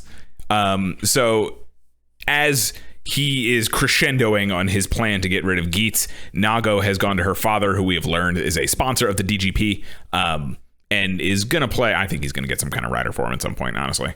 I mean, Time Fire! Is that Time Fire? I didn't know that. That's fucking sick. Of course it's Time Fire. I didn't watch Deca Ranger. I don't know. I'm a fire! Dude. But there's a lot of cameos this season. That's pretty sick. If he has a bigger role, it's going to be amazing. It's going to be amazing. Yeah, I think it'll just depend on how much money they want to throw at him to bring him back. But, Nago goes and says to him, and he tells, I'm going to say this because it really just sticks out in my mind, and I can't get off it. The dude in the suit gives me big Doctor Who vibes. Big Matt Smith Doctor Who vibes. The dude in the suit. So the dude who's kind of like weird sponsor type dude that gives them jet. Ken, I don't know his name, to be honest with you. But he gives me big Matt Smith Doctor Who vibes. He's very flowy. He's very flowy. And the way he just kind of like his mannerisms and everything, he just feels very Doctor Who. Specifically Matt Smith. He has a bow tie. He does have a bow tie. That's probably part of it too. That's it. But anyway. he gives me big Japanese Matt Smith Doctor Who vibes. And I literally cannot unsee it now that my brain has unlocked that. So I hope someone else can be tortured with that too. No, it's done. But he has something going on where he just knows what's going on. He's the master control. He's the MCP, whatever. I don't know what it is. But he like you said, he Thanos snaps Jirori away, and Jirori doesn't even get a retired. It's just nothing. So, okay. So rock with me on this thought process here. Mm-hmm. Because when I saw that, my brain is like, okay, what the fuck just happened in that moment? Mm-hmm. He snapped his fingers, right? Was there any juju? Was there any magic? Nope. Was there any flow? Nothing, right? Nope. He deleted the 3D model. That's what happened. That's what it did. He deleted that shit. That's why I'm convinced this is all a virtual reality thing. Well, he also said, to some degree, which I kind of took it as that's where people are watching from. At the end of that episode, I don't know if you caught it. Time Fire and Matt Smith are hanging out in the room, one of their little rooms, and he says, "Oh, this reality you've made is quite nice." See, so I have to. It's got to be that, bro. It's got to be that. But ultimately, I guess we're pretty much caught up now. But it's essentially where they're throwing two new characters in. Mm-hmm. I don't know them well, but I think they also have ties to Ace. Yes. So let me get into episode 17 here. Since you haven't seen it, I'll kind of give you the rundown on what's going on. We start the new Desire Grand Prix, and at the end of 16, the end of the second tournament, we are revealed that it's a reality show, essentially. All these cameras kind of come out of nowhere. We see that a bunch of people are watching this show, and they've been watching this show. And not just anyone can find it either. Kawa makes a mention of I haven't been able to find this on the internet or anything. And the navigator says, yeah, because you specifically can't. Only certain people can watch this. So there's more to that, I'm assuming, as well. And the two new characters, Lopo and it's a sparrow. I forget what the name is. I'll have to find it. But Lopo is the wolf, and Sparrow is the new one. Sparrow's thing is having the highest intelligence of any competitor in the DGP. The highest IQ of anyone who's ever competed in the DGP. Highest IQ ever. I mean, okay. Highest IQ. It doesn't mean they're the smartest or the most cunning, but they have the highest IQ that's ever competed in the DGP. They're a previous player. So is Lopo. Lopo is a previous player as well. Her thing is she's basically an Olympic athlete. That's her shtick. So she gets Lopo because she's a runner. And they do a very cool thing in this episode where she's like, get out of my way. So they also both bully the ones we've known, right? The Sparrow dude, he gets monster. That's his first buckle that he gets. Lopo gets zombie because we got to keep, the classics in there. I just put the picture of the, I was about to say, I like the wolf head a lot, honestly. But Lopo gets zombie. Works. So this particular thing you're looking at here, where she's hurtling, quite literally, because she's a fucking runner, she's hurtling over. They have to also try just and happen to be there. Yeah, just happen to be there. Here's the Sparrow. He gets monster. That's his whole thing. He gets the monster buckle. He lures some Jamato into a sandbox because they're Boncho fucking Jamato this time. They're fucking Bonchos. Yeah, they're a bunch of ruffians. They look like literal Jotaro characters. And Hold on. Pretty Leash. They literally just look like a bunch of JoJo characters because they all have the Jotaro aesthetic going on. So they start the game. They immediately go out. They both henshin. And Sparrow just does this cross thing that he does. He just kind of like sits there like this and starts walking backwards, lures them over to a sandbox and just like monster punches the sandbox, and they all fall into it. And Nago gets caught in that. Oh, so okay. Yeah, that's their kind of like stay out of my way sort of thing. Keiwa has a similar thing with Lopo where he's going to attack someone and then she like runs over and like hits him with the chainsaw real quick and like takes the kill. Nice. So it's that kind of thing where they're like, hey, youngins, get out of my way. And Lopo literally goes, I'll get to the principal's office first. So she runs fucking 3 flights up at the stairs. At one point, she's going up the stairs, throws the chainsaw sword, and it knocks over like 4 of them, and she just fucking jumps up the stairs and keeps going. It's kind of cool. It's kind of sick. Like, she doesn't kill any of them, but she throws it, they fall down, and she just jumps over them and keeps running. And so she's trying to find the principal's office. So that's what this picture is you have here. She's literally just hurtling while a bunch of Jamato are fucking chasing after her, going to the principal's office. And that's when the Sparrow figures out the secret mission for this particular mission. They find one that's just like studying in a classroom, and Geats knocks him out, and that's the secret mission. So as opposed to like all the other in-betweeners, other than Punk Jack and all them, they seem to have much more substance to them, right? They seem to be at least on a level of Punk Jack, where for at least this tournament, they're going to be a thing, Right. Because no one is eliminated at the end of this game either. So that's kind of the thing, too. The other rule change is this time, it's not based on points, it's based on popularity. So Geats obviously ends up killing the principal Jamato and winning the mission, but he is 3rd place, I believe, in the rankings for popularity when he does that. So it's not necessarily who does the best in the game this time, it's who gets the most favor from the fans. Who's the fan favorite? Yeah. Oh shit. And poor Keiwa is at 1% at the end of the episode. Because of his goody. Because he did literally nothing the entire episode to get pushed around. So it's interesting. It's an interesting take on the formula. You see, like, and I'm just coming off the episode before where Geats is like, all right, here we go again. You know what I mean? Like, yeah. And so we have these 2 new problems, quite literally problems, that are old competitors that have come back. So I think they kind of did like what Keiwa did, where they went back to their old lives and they were brought back for this one. So they touched the ID core sort of deal. Gotcha. Yeah. And I'm assuming it's something like that. So I'm curious to see what is going to come of these 2. They also mentioned that this time there's a disaster, like a desire, but disaster. And literally it's a mole. It's literally a mole. They're literally playing Big Brother. You said that earlier, and I was like, wow, that's really on the head. That's what I'm talking about. Like, one of them is a secret agent for the staff, and if they make it to the end, they can potentially take the crown. If they make it to the end without being revealed, they can take it to the crown. So whether they're the most popular or not, if they make it to the end, they kind of win their own little like side quest. That's a Fox game. Yes. That's a Fox game. Yes. Son of a bitch. So obviously, immediately, my brain goes to it's Sparrow. I just assume it's Sparrow, to be honest with you. As the smartest character. As the smartest character, yep. Also, it could be Geats. That's the first one that everyone kind of jumps to as well, just because, he's the closest to it. His wish this time is to be a game master. If he wins. Oh, that's good. Oh, that's good. So he went from just being a staff member to a game master. So we'll see. We'll see where it goes. Lopo just wants to be athletic and not have that degrade with age. That's her wish. Well, pretty much simple enough. It was a good inheritor of the buffa of the fucking zombie buckle, right? Like very one track minded. I do appreciate that. It's very cool though. They're very interesting additions to the team again. And big air quotes team. It's not really a team, but like the competition. And this is only episode 17. Dude. Is it only 17? It's wild to think that too. I feel like we've been watching this show forever. Because when you compare it to Revice, this is when Revice was picking up, and I stuck with it. I remember thinking that episode 18 was really good, but Yeah, because you were like, hey, man, you really got to, come on, just give it a shot. Get to 18. You'll really like it. That's when it turns around.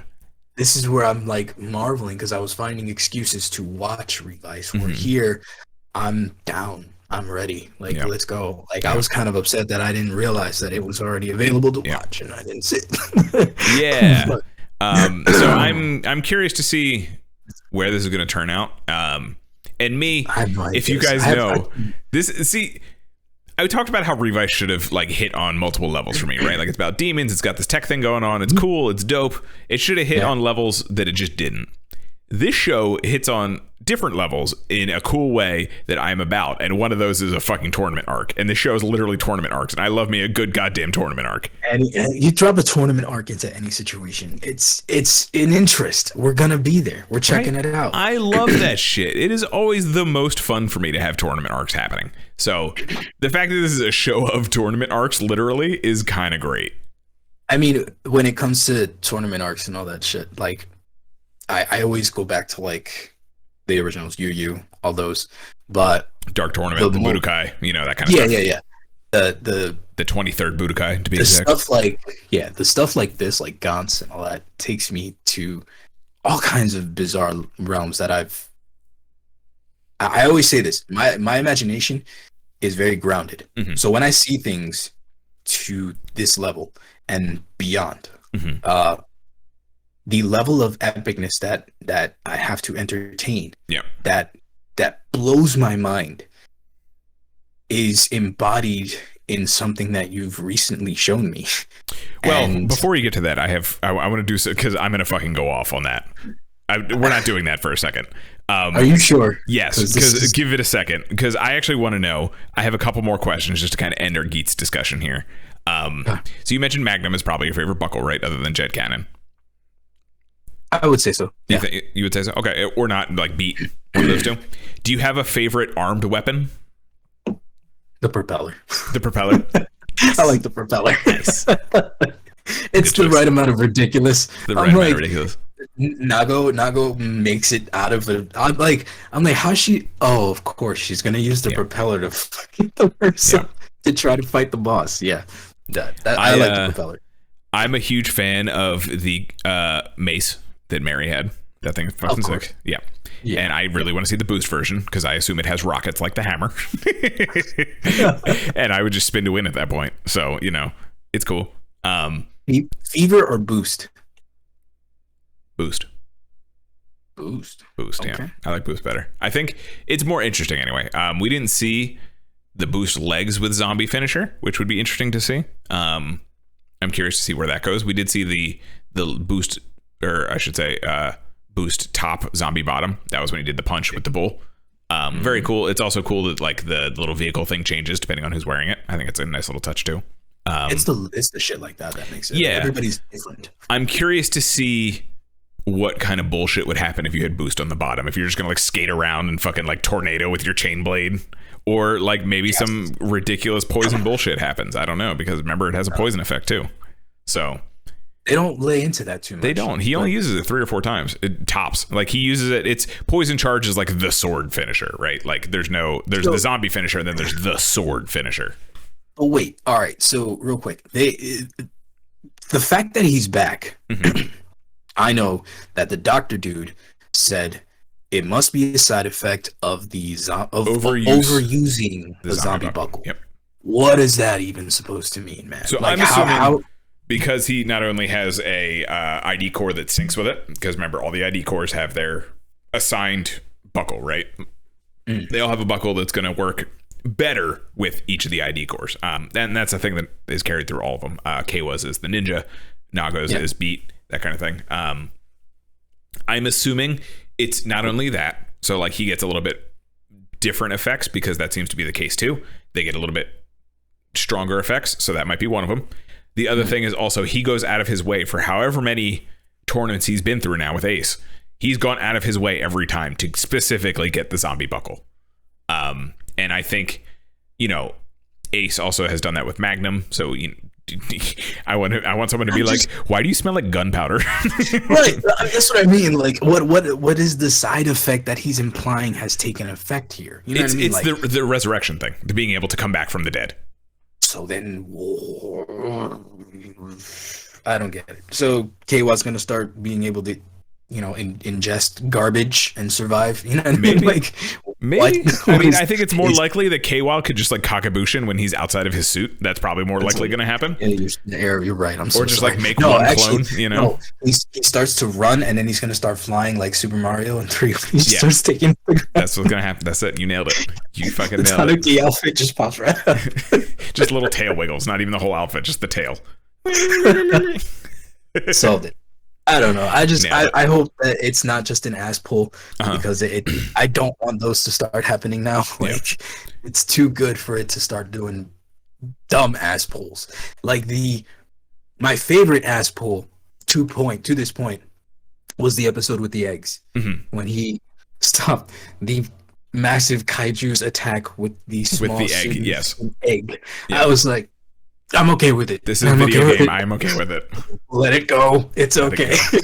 But anyway, do you have it kind of in that realm too? Do you have something that you think would be a really cool buckle that you want to see? Like for an arm? Like either one, either like an actual buckle or like an armed buckle. So the buckle's kind of thematic, right? It takes a game or a genre, right? And kind of like I can see where you can get that, like a horror shooter. We've kind of had that stuff going on. It feels like that though. Like I want to see an RPG thing. Like I want to see. Well, correct me, because the new power up in 17 is the movie one, right? Yeah, it's gonna be the movie, and it's just kind of like it gets like super versions of armed. It can equip multiple armed. So they're the base ones. So the base thing is the yellow thing, and then it can swap out either the gun, the hammer, or the sword. And the sword is just the fucking Megazord sword, the Tokudon sword. And then so that's kind of his thing. And he does round robin through all 3 of those in the episode. Let's okay. Yeah, that's one negative, is that there is a bunch of repainted old shit in this show. Yes, like the armed weapons are kind of all like repainted things. Like you got the Forza shield, you got the water gun from was a build, the fire hose build.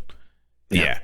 Stuff like that. And I mean, the point of the armed ones is they're not the real forms, so it's fine, it's passable. The one that bugs me, the one that really bugs me though, is that the hammer icon is basically the X8 hammer and they use the acorn hammer for it. That bugs the shit out of me because it has like a double-sided mallet, right? Yeah. But this one is just like one side and then does the taper because it's the acorn repaint. Yeah. And that bugs the hell out of me. That's because Gaim was so great. But like, just fucking use the X8 one. It looks just. But Gaim was so great. But Gaim was so great. Use the X8 one. Damn it, use the X8 one. If Signal Axe shows up, that's hands down my favorite one. I don't care. I always loved Signal Axe. I am expecting that, but I'm also expecting like either the because they use the Megazord sword, the Tokudon sword. Yeah. So I'm waiting for the gun blade. It gets Megazord sized, by the way, too. It really does. Yeah, it actually fucking grows to like Megazord size, and he chops with it. I was like, this is they know what they're doing now. Come on. The Sunglass Slasher. That's the one I was trying to think of. Sunglass Slasher. Once that's in there, I'm done. Okay. Yeah, they already used that for Drive when they brought in Brain.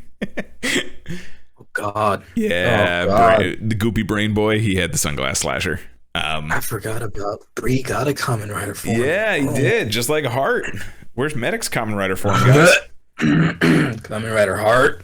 Heart's so good. It was so good, guys. It was so fucking good. I loved it. Kamen Rider McDonald's. Kamen Rider McDonald's. Oh yeah, it is the sunglass. He just uses the Sunglass Slasher. Yep. Hold on. I'll put it in this. Wow. I'm glad we never saw that. Oh, I saw it. Did you watch it? You watched it? I watched it. I'm sorry. He's goopy. He's goopy because he uses poison. He has literal slime coming off of him the entire time. Why? Because he has poison. He's poisonous? He's poisonous. Obviously. Is this formula? No, that's base drive. That's base drive, yeah. And the chest, yeah, it's just base drive. They probably took like a high drive, the silver one or something, and like repainted it. Yeah. And they took the machine head. Oh God! It looks like honestly they kind of combined base drive and whatever the one from the movie was, like New Drive or Shin Drive, whatever the fuck it was called. You know what's fucked up is that I really like this shade of blue too. It's green, I but really yes, like. Is it green? it's actually green. Yeah. This looks blue to me, but that could be my eyes. So let's not go there. 'Cause I'm getting older. This picture is a little more blue than the actual suit. But Things, it's like things green. start to go here, man. I don't need that pressure on me. Oh goodness. If you could make an ID, last kind of random question for you. If you could make an ID core, what would yours be? Raven. A Raven? Okay. That'd be cool. They But could I easily don't- repaint that too with like the sparrow head because they have the But I don't want the sparrow head because those are so lame looking. What about the owl? The owl's cool, right? That is a good one. I kind of like the owl. The owl's fine. I mean, it's just the sparrow head, but it has some like extra little things on it. But they could do that. No, but it would have to be because it's just one of the only animal that I could. The only second animal is an alligator. Mm-hmm. But meh. Could be cool. Could be kind of cool.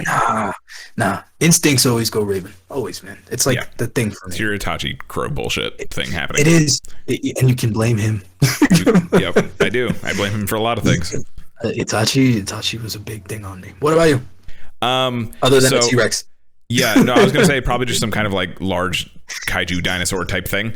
But also, I thought this would be really fun. I was thinking about this earlier because this is actually also going to lead into what we were just I was trying to avoid talking about for a second. A mantis shrimp. Oh. Because it has the punching things. The punching thing. And I think it would just be cool to have this kind of like nautical headpiece thing going on. I think it'd be kind of cool. Didn't they say to scale? It like how it happened in the movie where if it were to actually scale to a human size, it would be fucking blocks of damage. That's what I'm saying. And like imagine that with like I said, Monster's kind of a doofy looking buckle, but I would rock the shit out of it. Imagine, right? You just fucking you just running at people Takuma style. If you're Takuma and then you have an AoE that can take out 3 blocks, bro, like come the fuck up. Bro, that's the shit that happens in Soul Land. I'm telling you. It's not even that. It's you do this right, and you do the Henry Cavill arm cock shit, right, and that's the issue.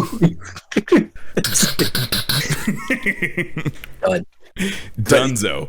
That's what it would be if it's not some like ridiculous dinosaur thing. So the helmet would then have to be like just this nasty looking sword. Just like Davy Jones on a fucking helmet. That's all I want. Just fucking tendrils and shit everywhere. Yeah, that's perfect. That's exactly what it is. Perfect. And then it's got to have like little feelers too. These fucking things. Because it always has that shit going on. But like, yeah, that's what I would do. I would just fucking run at things like this. And fucking... Could you imagine fucking Monster coming at you like this?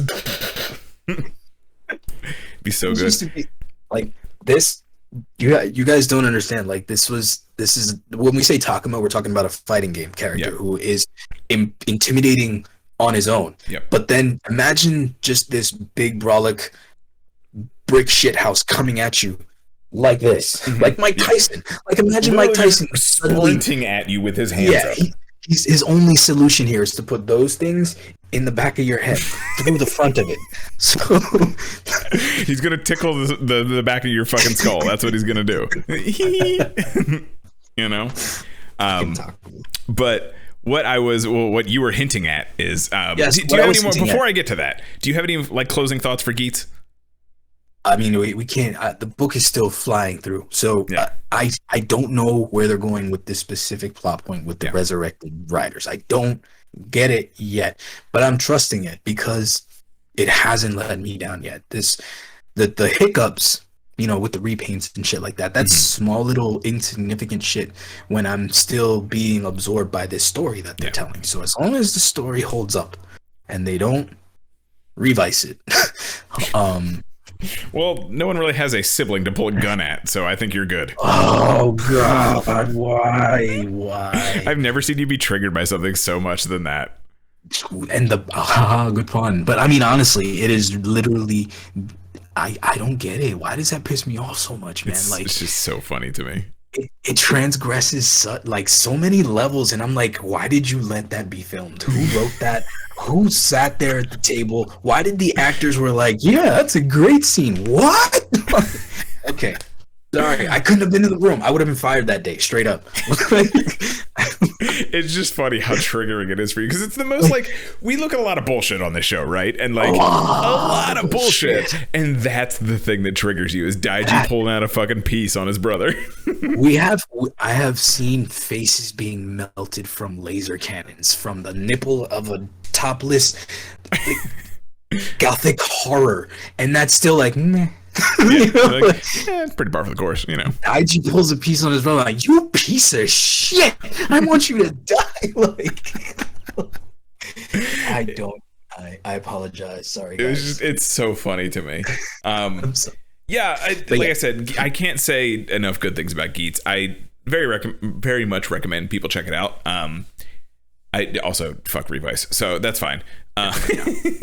You know. I'm just having fun with it, and I feel like it's been a long time since I've just had fun with a Kamen Rider. Exactly, bro. We're enjoying a Rider. We're enjoying a Rider since 01. Yeah. I mean, I enjoyed Saber. It's just like it got kind of like okay. But for me, this is the breath of fresh air since 01. Yeah. And it's like I'm on board for it. Yeah. Oh my god. Absolutely. Speaking of breaths of fresh air, I was gonna say. Speaking of, earlier I was talking about how my imagination is grounded. Mm-hmm. There is a show that you've introduced me to that takes this fantasy that I've never had, and shown me a Super Saiyan form of it. Yep. Super Saiyan like 9, by the way, guys. Like, remember when Super Saiyan 5 came out and everybody thought that was like this? Yeah, you guys remember Dragon Ball AF Super Saiyan 5, the pink one with the big white hair? It is literally that level of marvel that I'm experiencing. I'm like, what is this? Right. What is happening? Every clip, and I'm cheating because I'm kind of like jumping back and forth with just random clips, but you've been kind of watching this, right? Not kind of. So let me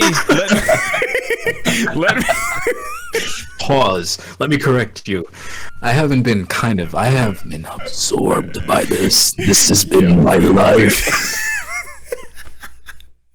This is oh my god, I have not hit a hole like this probably since Hunter x Hunter or Hajime no Ippo. Like, I hit a fucking hole with this. So randomly I'm just scrolling through YouTube. It's what I do. Like, I'm sitting here on my day off, just kind of like and a bunch of clips of things I've never seen before pop up all the time, just because I watch fight scenes, I watch anime clips, all that bullshit, right? And it's this like CG PS3 cutscene of a dude with a tiger behind him and some other dude with a dragon. I was like, oh, this looks kind of sick. What is this? I click on it, and it's a really cool like 10-minute fight of this blonde dude and a big dumb tiger doing cool, ridiculous kung fu shit, fighting this other dude with a big dumb dragon who's doing lightning. And I was just like, wow, this is really sick. Check this out. Boom. And I was like, I gotta know what this is. What is this? So I look in the description. I find it's this thing called Soul Land. Bro. Little did I know this would consume my fucking soul the second I read that. Little did I fucking know. So I do a little research. I find out that this is a manhwa, which is like essentially an indie comic in the Asian market. I found out it's also a mobile game. It's also I was kind of hoping for a fighting game, but there's not. It's just there's a couple different mobile games going on. And then I find on YouTube that there's a show. And the first playlist I find is like 40 something episodes. I was like, oh, that's not too bad. And then the next one was like 140 episodes. I was like, oh, that's a lot of episodes. And then I find 243. And I was like, it starts off. It's like, fuck. You ready for Naruto levels of commitment? Yeah. Bitch? So like, I click on it, and right, it very much looks like a PS3 cutscene, right? Like it's not the best CG. It's tolerable. I mean, think about it. If you're getting something across, this works. On the colors are so pretty, dude. Like very first, I've seen some like designs of characters versus the show and what they look in the comics. I think they kind of do it better in the CG anime, honestly. Oh yeah. Oh wow. There's a couple. But I'm not done with this hole. No. Continue. So I click on it and watch an episode, and I'm like, oh, this is cool. And all of a sudden, I'm treated with the most wuxia fucking thing I've ever seen in my life. And this dude with big long hair running through a forest. Did you start the show, by the way? Did you actually start the show? I have not started. I've just been clipped. Okay, you're just finding the clips still. So I'm just finding clips. It's the main character, Tang-san. And he's running through the forest. He's got the long hair. He's being chased by these like assassin type dudes. He's doing all this cool stuff. He could turn his hands to jade. He can do this fucking like after image technique. He can use a Sharingan apparently. And then he fucking kills himself. Wait, what? Wait, 5 minutes into the fucking episode, he kills himself. For the pride of the Tang clan, okay? Why? So you find out he has been ostracized from the clan. He has learned all of their secrets, and he goes, I have made your most complicated weapon. I have mastered your most complicated technique. And then the dudes that are chasing him, like the Grand Master, shows up, and he's like, he's the disciple we always needed. Oh. And so he jumps the fuck off the cliff, and he just kills himself. Like Kratos, like he straight up Kratos into the clouds and everything. My man wakes up as like a 5-year-old kid. He's 6. I'm sorry, he's 6. He wakes up as a 6-year-old kid with all of his memories from his past life. What the fuck? I'm still trying to. Okay, so you were explaining this to me, and I'm absorbing it, and literally this show is every dope aspect of every Japanese anime you can think of. The dopest parts from the Nen power system. Yes, literally. To Super Saiyan levels of to Shikais and Bankais to summoning jutsus. Cool. It's fucking cool. Okay, I found this clip. I'm having so much fucking fun with this show. Holy shit. So Soul Land, let me break this down. You ready for this? Get your fucking pens and papers out, all right? So Soul Land in this world, this Duoluo or something like that. I'm probably butchering the fuck out of that. But this world, right? You have, when they're old enough, they go through a kind of categorization technique, right? Like Hunter x Hunter does the leaf thing, Naruto does that paper bullshit, whatever it was, to find out your chakra nature. They do like that kind of thing.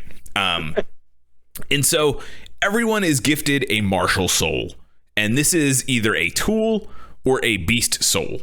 So a tool is either, a fucking tool. It could be a sword, it could be a hatchet. There's a hoe in there at one point, because some people just have fucking useless martial souls. The beast souls can be anything from a wolf to, like I said, a dragon, a phoenix, any of that kind of stuff. And then those are kind of broken down into other subcategories, and they essentially get broken out into their respective natures. So he, at 6 years old, goes in, and you find out that he has a blue silver plant, which is this really basic. He basically has a dandelion, is essentially what it is. It's like the most basic generic plant ever. And no one with this martial soul has ever achieved anything in their life. They're all fucking useless. So he's written off, right? But they main character it by so they have a scaling system of power, right? It's literally levels. They have a soul level, 1 through whatever the fuck. At some point he gets to like 200, some bullshit. He gets to like 250 or some ridiculous nonsense. So he is the only kid who's tested out of like the 10 in this village that has a soul level of 10, which is the highest you can get without getting a soul ring, which is a whole other thing I'll get into in a second. Okay, because there's a he aura. Okay, yes. No, I'm with it. So because he has the memories of his past life, he's been training his chakra, essentially. Got it. So it's at the point he can get it to without getting one of these soul ring things. So that's why he's not written off completely. Even though he has this kind of useless martial soul. You also find out he is special because he has 2 of them. He has the plant, and then in his other hand, he has a fucking hammer. But not just any hammer. It looks like fucking Thor's Mjolnir. It has goddamn thunder and everything. It's got fucking thunder. He's the thunder god. Guy. He's the one that's... His dad is the lightning guy. So you find out... Long story short, because I could get into a fucking whole tangent with this shit. Long story short, you find out his dad is basically Madara. And Madara found a wifey, and they killed Madara's wifey. So Madara got pretty pissed off. And then he became an angry drunk. So you find out that martial souls are kind of inherited from their parents. They can mutate sometimes. They can combine sometimes if they have 2 different martial souls. In this case, he inherited both of them, his mom's and his father's. Oh. So that's why he is 2. His dad has this big fucking... Thor hammer bullshit, and his dad's also blacksmith. I like that. I like that thing a lot. And his mom had the blue silver plant, and hers was extremely special. I haven't seen a lot of the mom yet. So, by the way, I discovered the show on Tuesday. I'm 45 episodes into it. I just finished 45 about 20 minutes before we started. How long are they? They're like a legit, 20-minute episode? So the episodes are 23 minutes on YouTube, but like 6 of those are bullshit, right? Like it's the intro, it's what happened last time, it's because it's a mobile game, it's like hey, download our mobile game, here's the QR code. There's fucking, at one point there's like a statue ad, that kind of thing. So they're really only like 15-minute episodes, so it's not as crazy as it sounds once you skip through all that bullshit, you know. No, it is as crazy as it sounds. Because let me show you how crazy this is. Soul Land is fucking great. So I'm gonna try to upload them, but I was trying to take this clip, and I'm just gonna fucking put it here. There is something who is Tang Hao? Tang Hao is his dad. Okay. Tang Hao is the dad. He's the picture that I showed you. You want to talk about dynamic entries? This dude deserves to guy dynamic entry bows to this thing. Yes. This dude. Oh, we're going way forward. I don't know where this is. Listen, apparently this is just the way he rolls. This character is just this damn epic. This might be towards the end of the arc I'm in now, actually. Oh god. See. Yes. So at one point, because I'm not going to watch this, I don't want to spoil it for myself. You guys can check it out in the Discord if you want. So Tang Hao is Tang San's dad. Tang San is the main character. He's the kid. He's the 6-year-old who's got all that bullshit, right? He's Naruto. Tang Hao is dad, and his wife was murdered by the actual fucking Pope, by the way. Oh yeah. So, by the way, there's a Pope. he bops the Pope. So in the flashback, he takes this hammer. And it goes from like obnoxious. It literally looks like the boost hammer, right? From Geats. It literally starts at that size usually.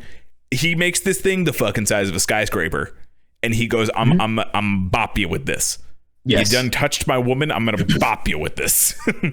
Like when you sent me the clip, I'm like, oh, that's the gavel of Haima. No, it is the gavel of Haima's great grandfather. Yeah, the gavel of Haima witches. It was that fucking big. It's so, like, holy shit. Yeah. And so he bops. So Tang San has this, and he has this fucking broken ass flower thing, right? That can just, its whole thing is it can take on attributes of the souls. It is when they get to the 10 increments of souls, they have to get a soul ring to break that threshold, right? It's kind of like they unlock Super Saiyan, but they can't get to Super Saiyan 2 without some training, that kind of thing. Okay, right. So just think of it like that. In simplest terms, that's the easiest way to think of it. Fair. It's very generalizing because there's more to it, but that just for sake of the conversation. There's a whole Nen power system underneath it. There's a whole fucking there's classifications. There's, like I said, this flower thing is adaptable, so it can absorb anything, because these soul rings come from soul beasts, and you have to murder these fucking things to get a soul ring. Monster Hunter. Go ahead. You have to Monster Hunter this fucking goddamn dragon to get a new soul ring.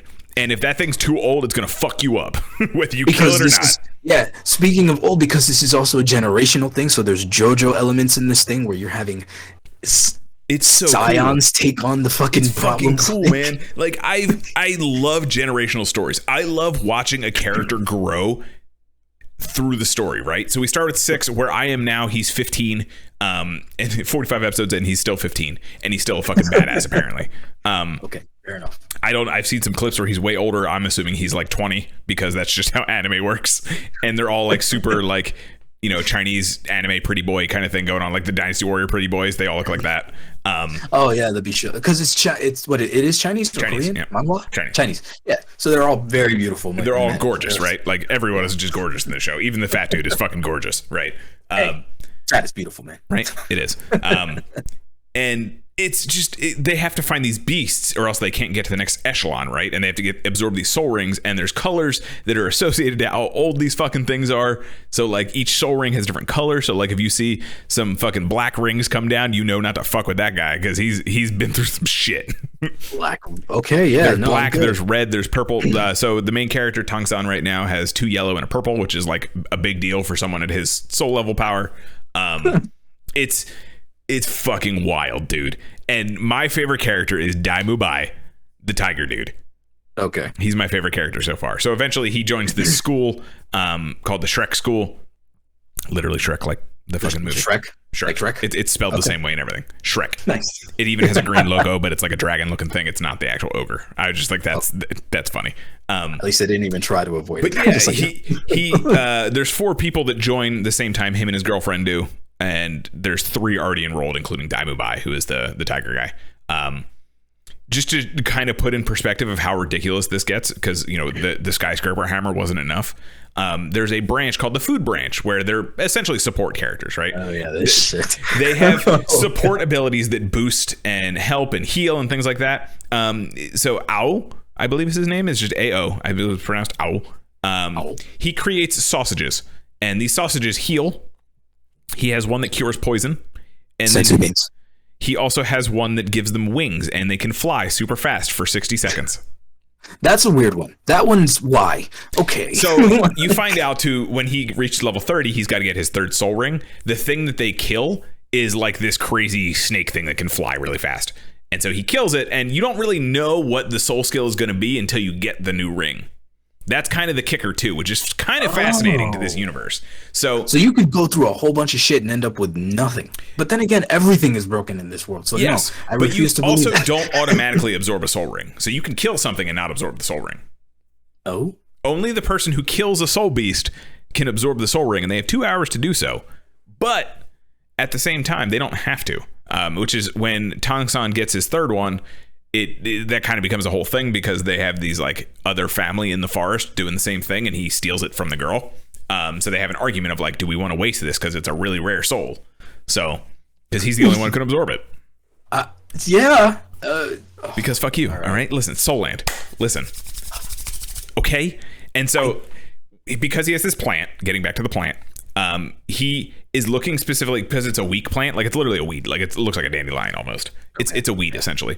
The first soul, he gets like a teacher at one point who's just like this hobo who lives at a fucking school. He literally just lives there.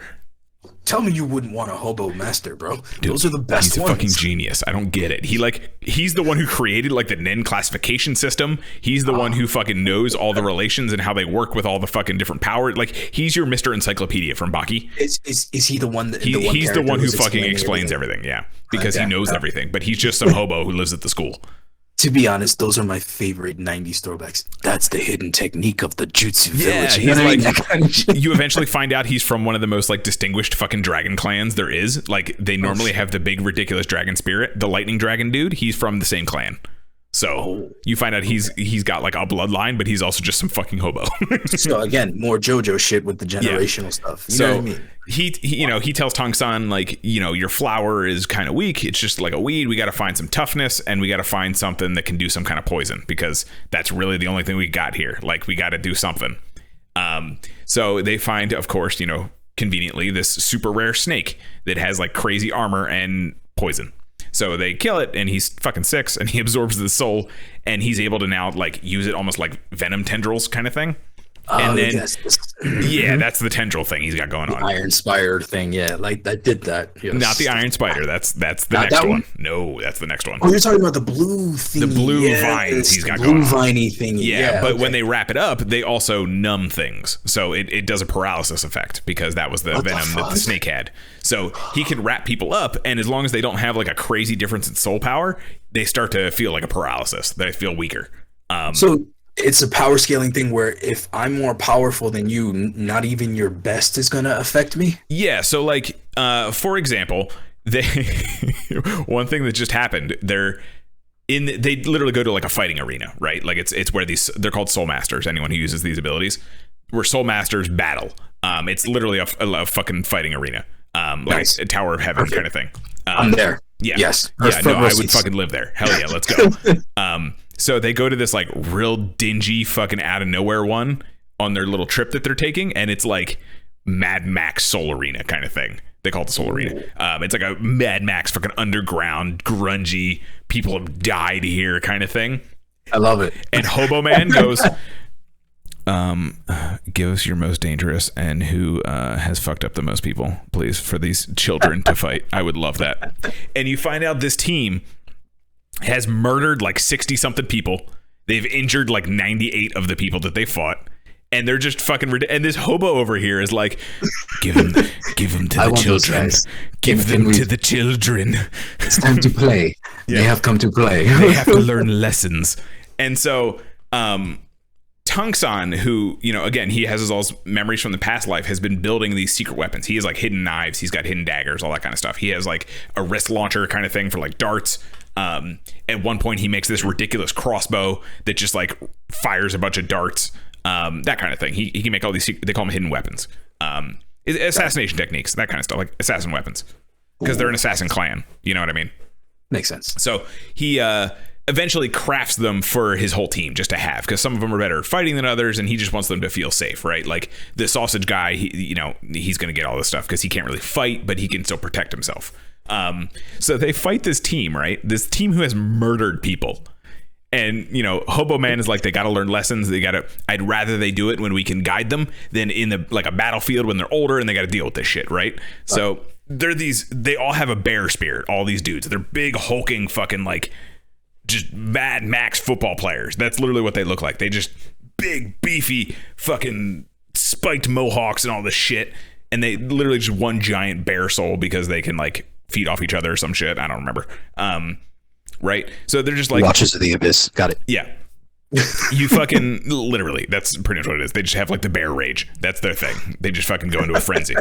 And right, they go to all fight and like they're leaping at them. They do that anime slow-mo bullshit. All 7 of them pull up their fucking crossbows and pull the trigger.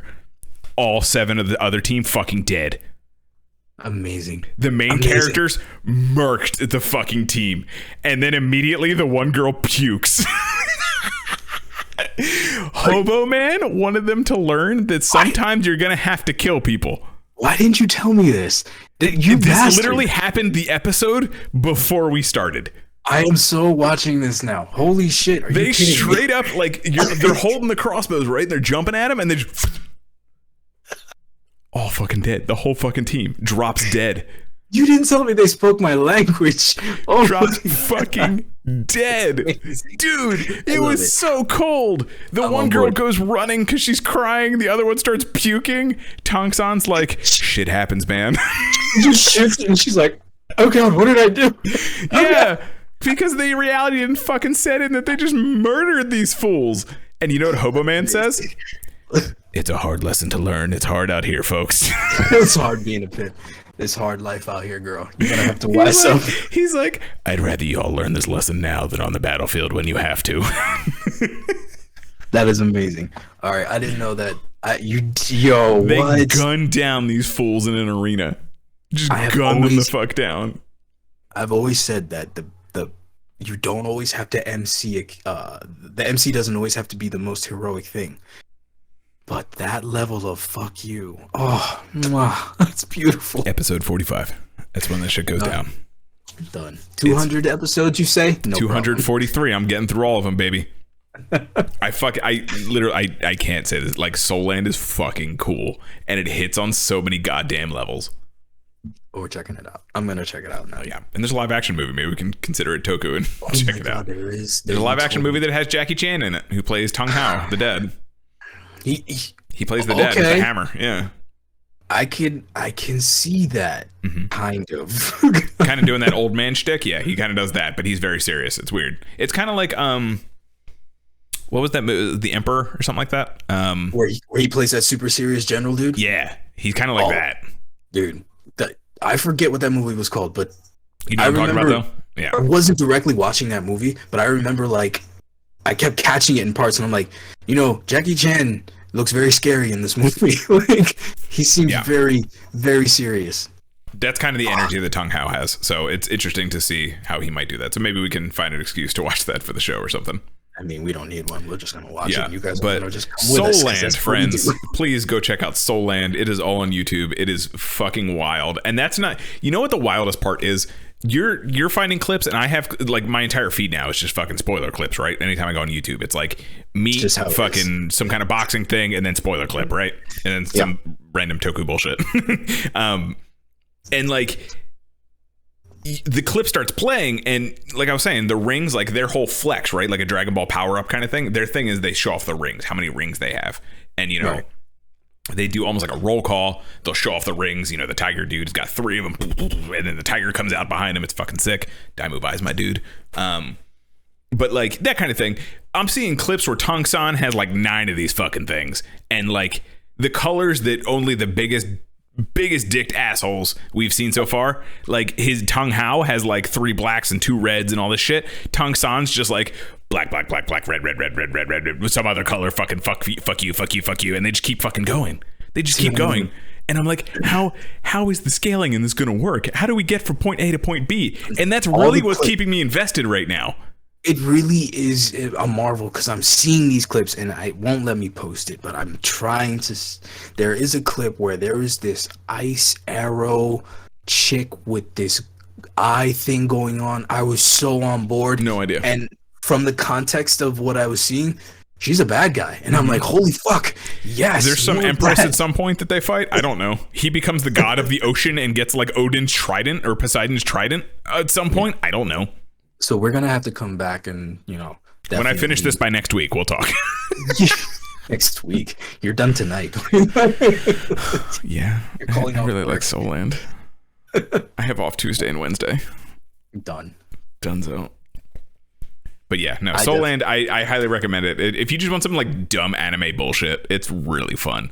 And I love it's like it hits all the things that I love in these things. It's dumb anime powers, some crazy ridiculous martial art thing, a Nen system, fucking power level bullshit. You got to monster hunt to get that power level bullshit. It's just it hits on every fucking level for me.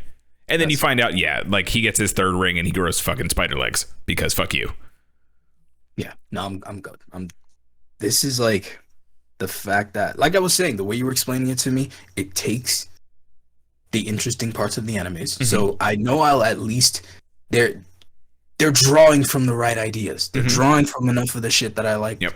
That I don't see how I'm not gonna I should also say this, like I'm not gonna front. There's zero fucking story to the show. Just so you guys know, there's zero fucking story. The story is Tong-san existing in the world, and you like kind of see how the power progression happens. That's the fucking story. There's no overarching like whatever. Like Dad shows up every couple episodes, like to be like, remember this is still a thing. He's still wandering around at some point. But like other than that, there's no fucking story to the show.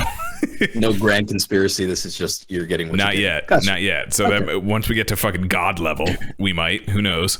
But right now, it's a bunch of kids at school being forced to murder people. Dude, you had me sold. Yeah. That crossbow shit is just I'm sold. Yeah, it's wild. I have. Before I lose my voice, I want to give our hero spotlight before we go too far off topic to this dope thing, and I know you're gonna appreciate it.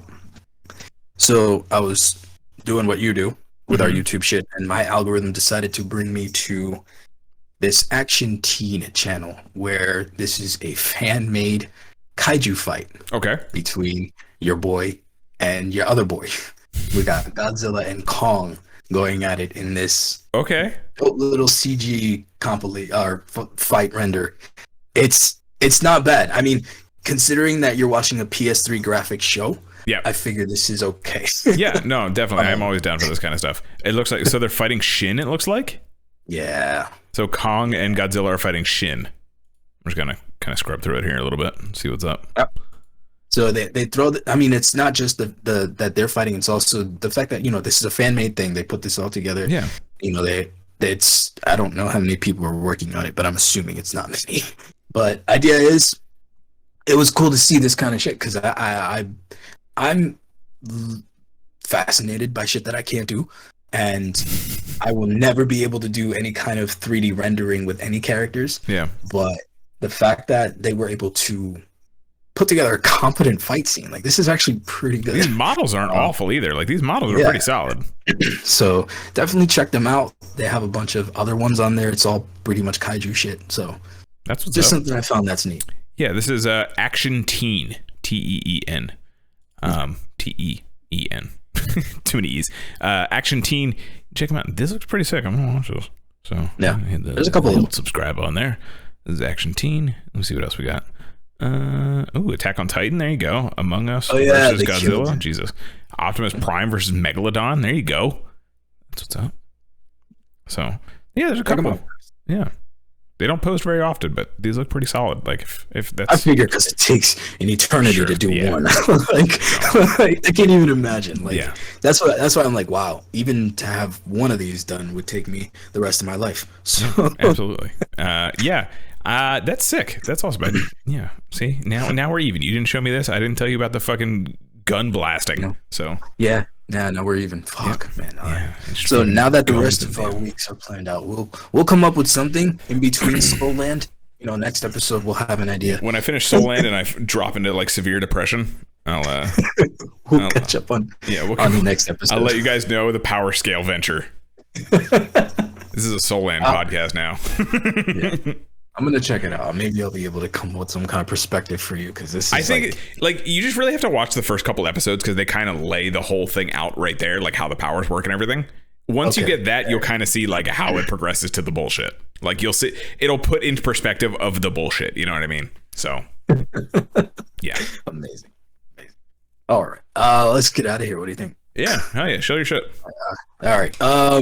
Shameless plug. You catch my YouTube channel 6 Echoes. I upload spooky, scary stories there. I'm always looking for more stuff. We are doing more of the Toku Minutes. I think we just posted the most recent one of yours, and I'm doing them on the TikToks now. So we're gonna be with the cool kids. Yeah. But check me all out. 6 Echoes on all that stuff. Other than that, you can catch me here on Sundays. Yeah. And if you want to check out any of the old episodes, if you guys are new to the channel, because I know there's a whole bunch of new people hanging out, if you guys want to check any of the old episodes out, you can go to the Tokudon YouTube channel. They are all uploaded on there. Well, most of them, as long as they can get copyright strike. And some of the Toku Minutes are up there as well. Actually, all of them are up there too. They're on the Tokudon page. And if you want to hang out with me and do some more bullshit, we're usually live Monday, Wednesday, Friday, Sunday. So usually doing random shit. This week we are going to finish Onimusha 4 on Monday and tomorrow.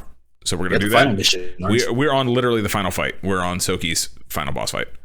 Good. We ran through all the crew did all their bullshit. So we're on.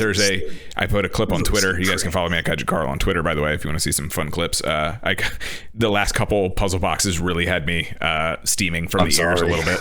Yeah, they fried the brains a little bit, but we got there. We got them. So that's all that matters. With zero help, by the way. I didn't look up any guides or anything. The only thing was like, is this the first move? That was the only hint I got, and that was a no. So I tried something new, and I got it. Gotcha. So, but no guides, anything like that. I was very proud of myself. None of the puzzle boxes in this playthrough were used with any kind of guide or anything. No guys, first try. No looking, no scope. Yeah, 360 no scope, no look. What's up? So yeah, we're gonna finish that on Monday, and then kind of go from there, feel it out. So we got God Hand to finish, and then we usually end up playing some other bullshit at some point. So I don't know. Follow me on Twitter. I'll probably post it on there. So see what happens. Yeah. Till then, deuces, yo. See ya.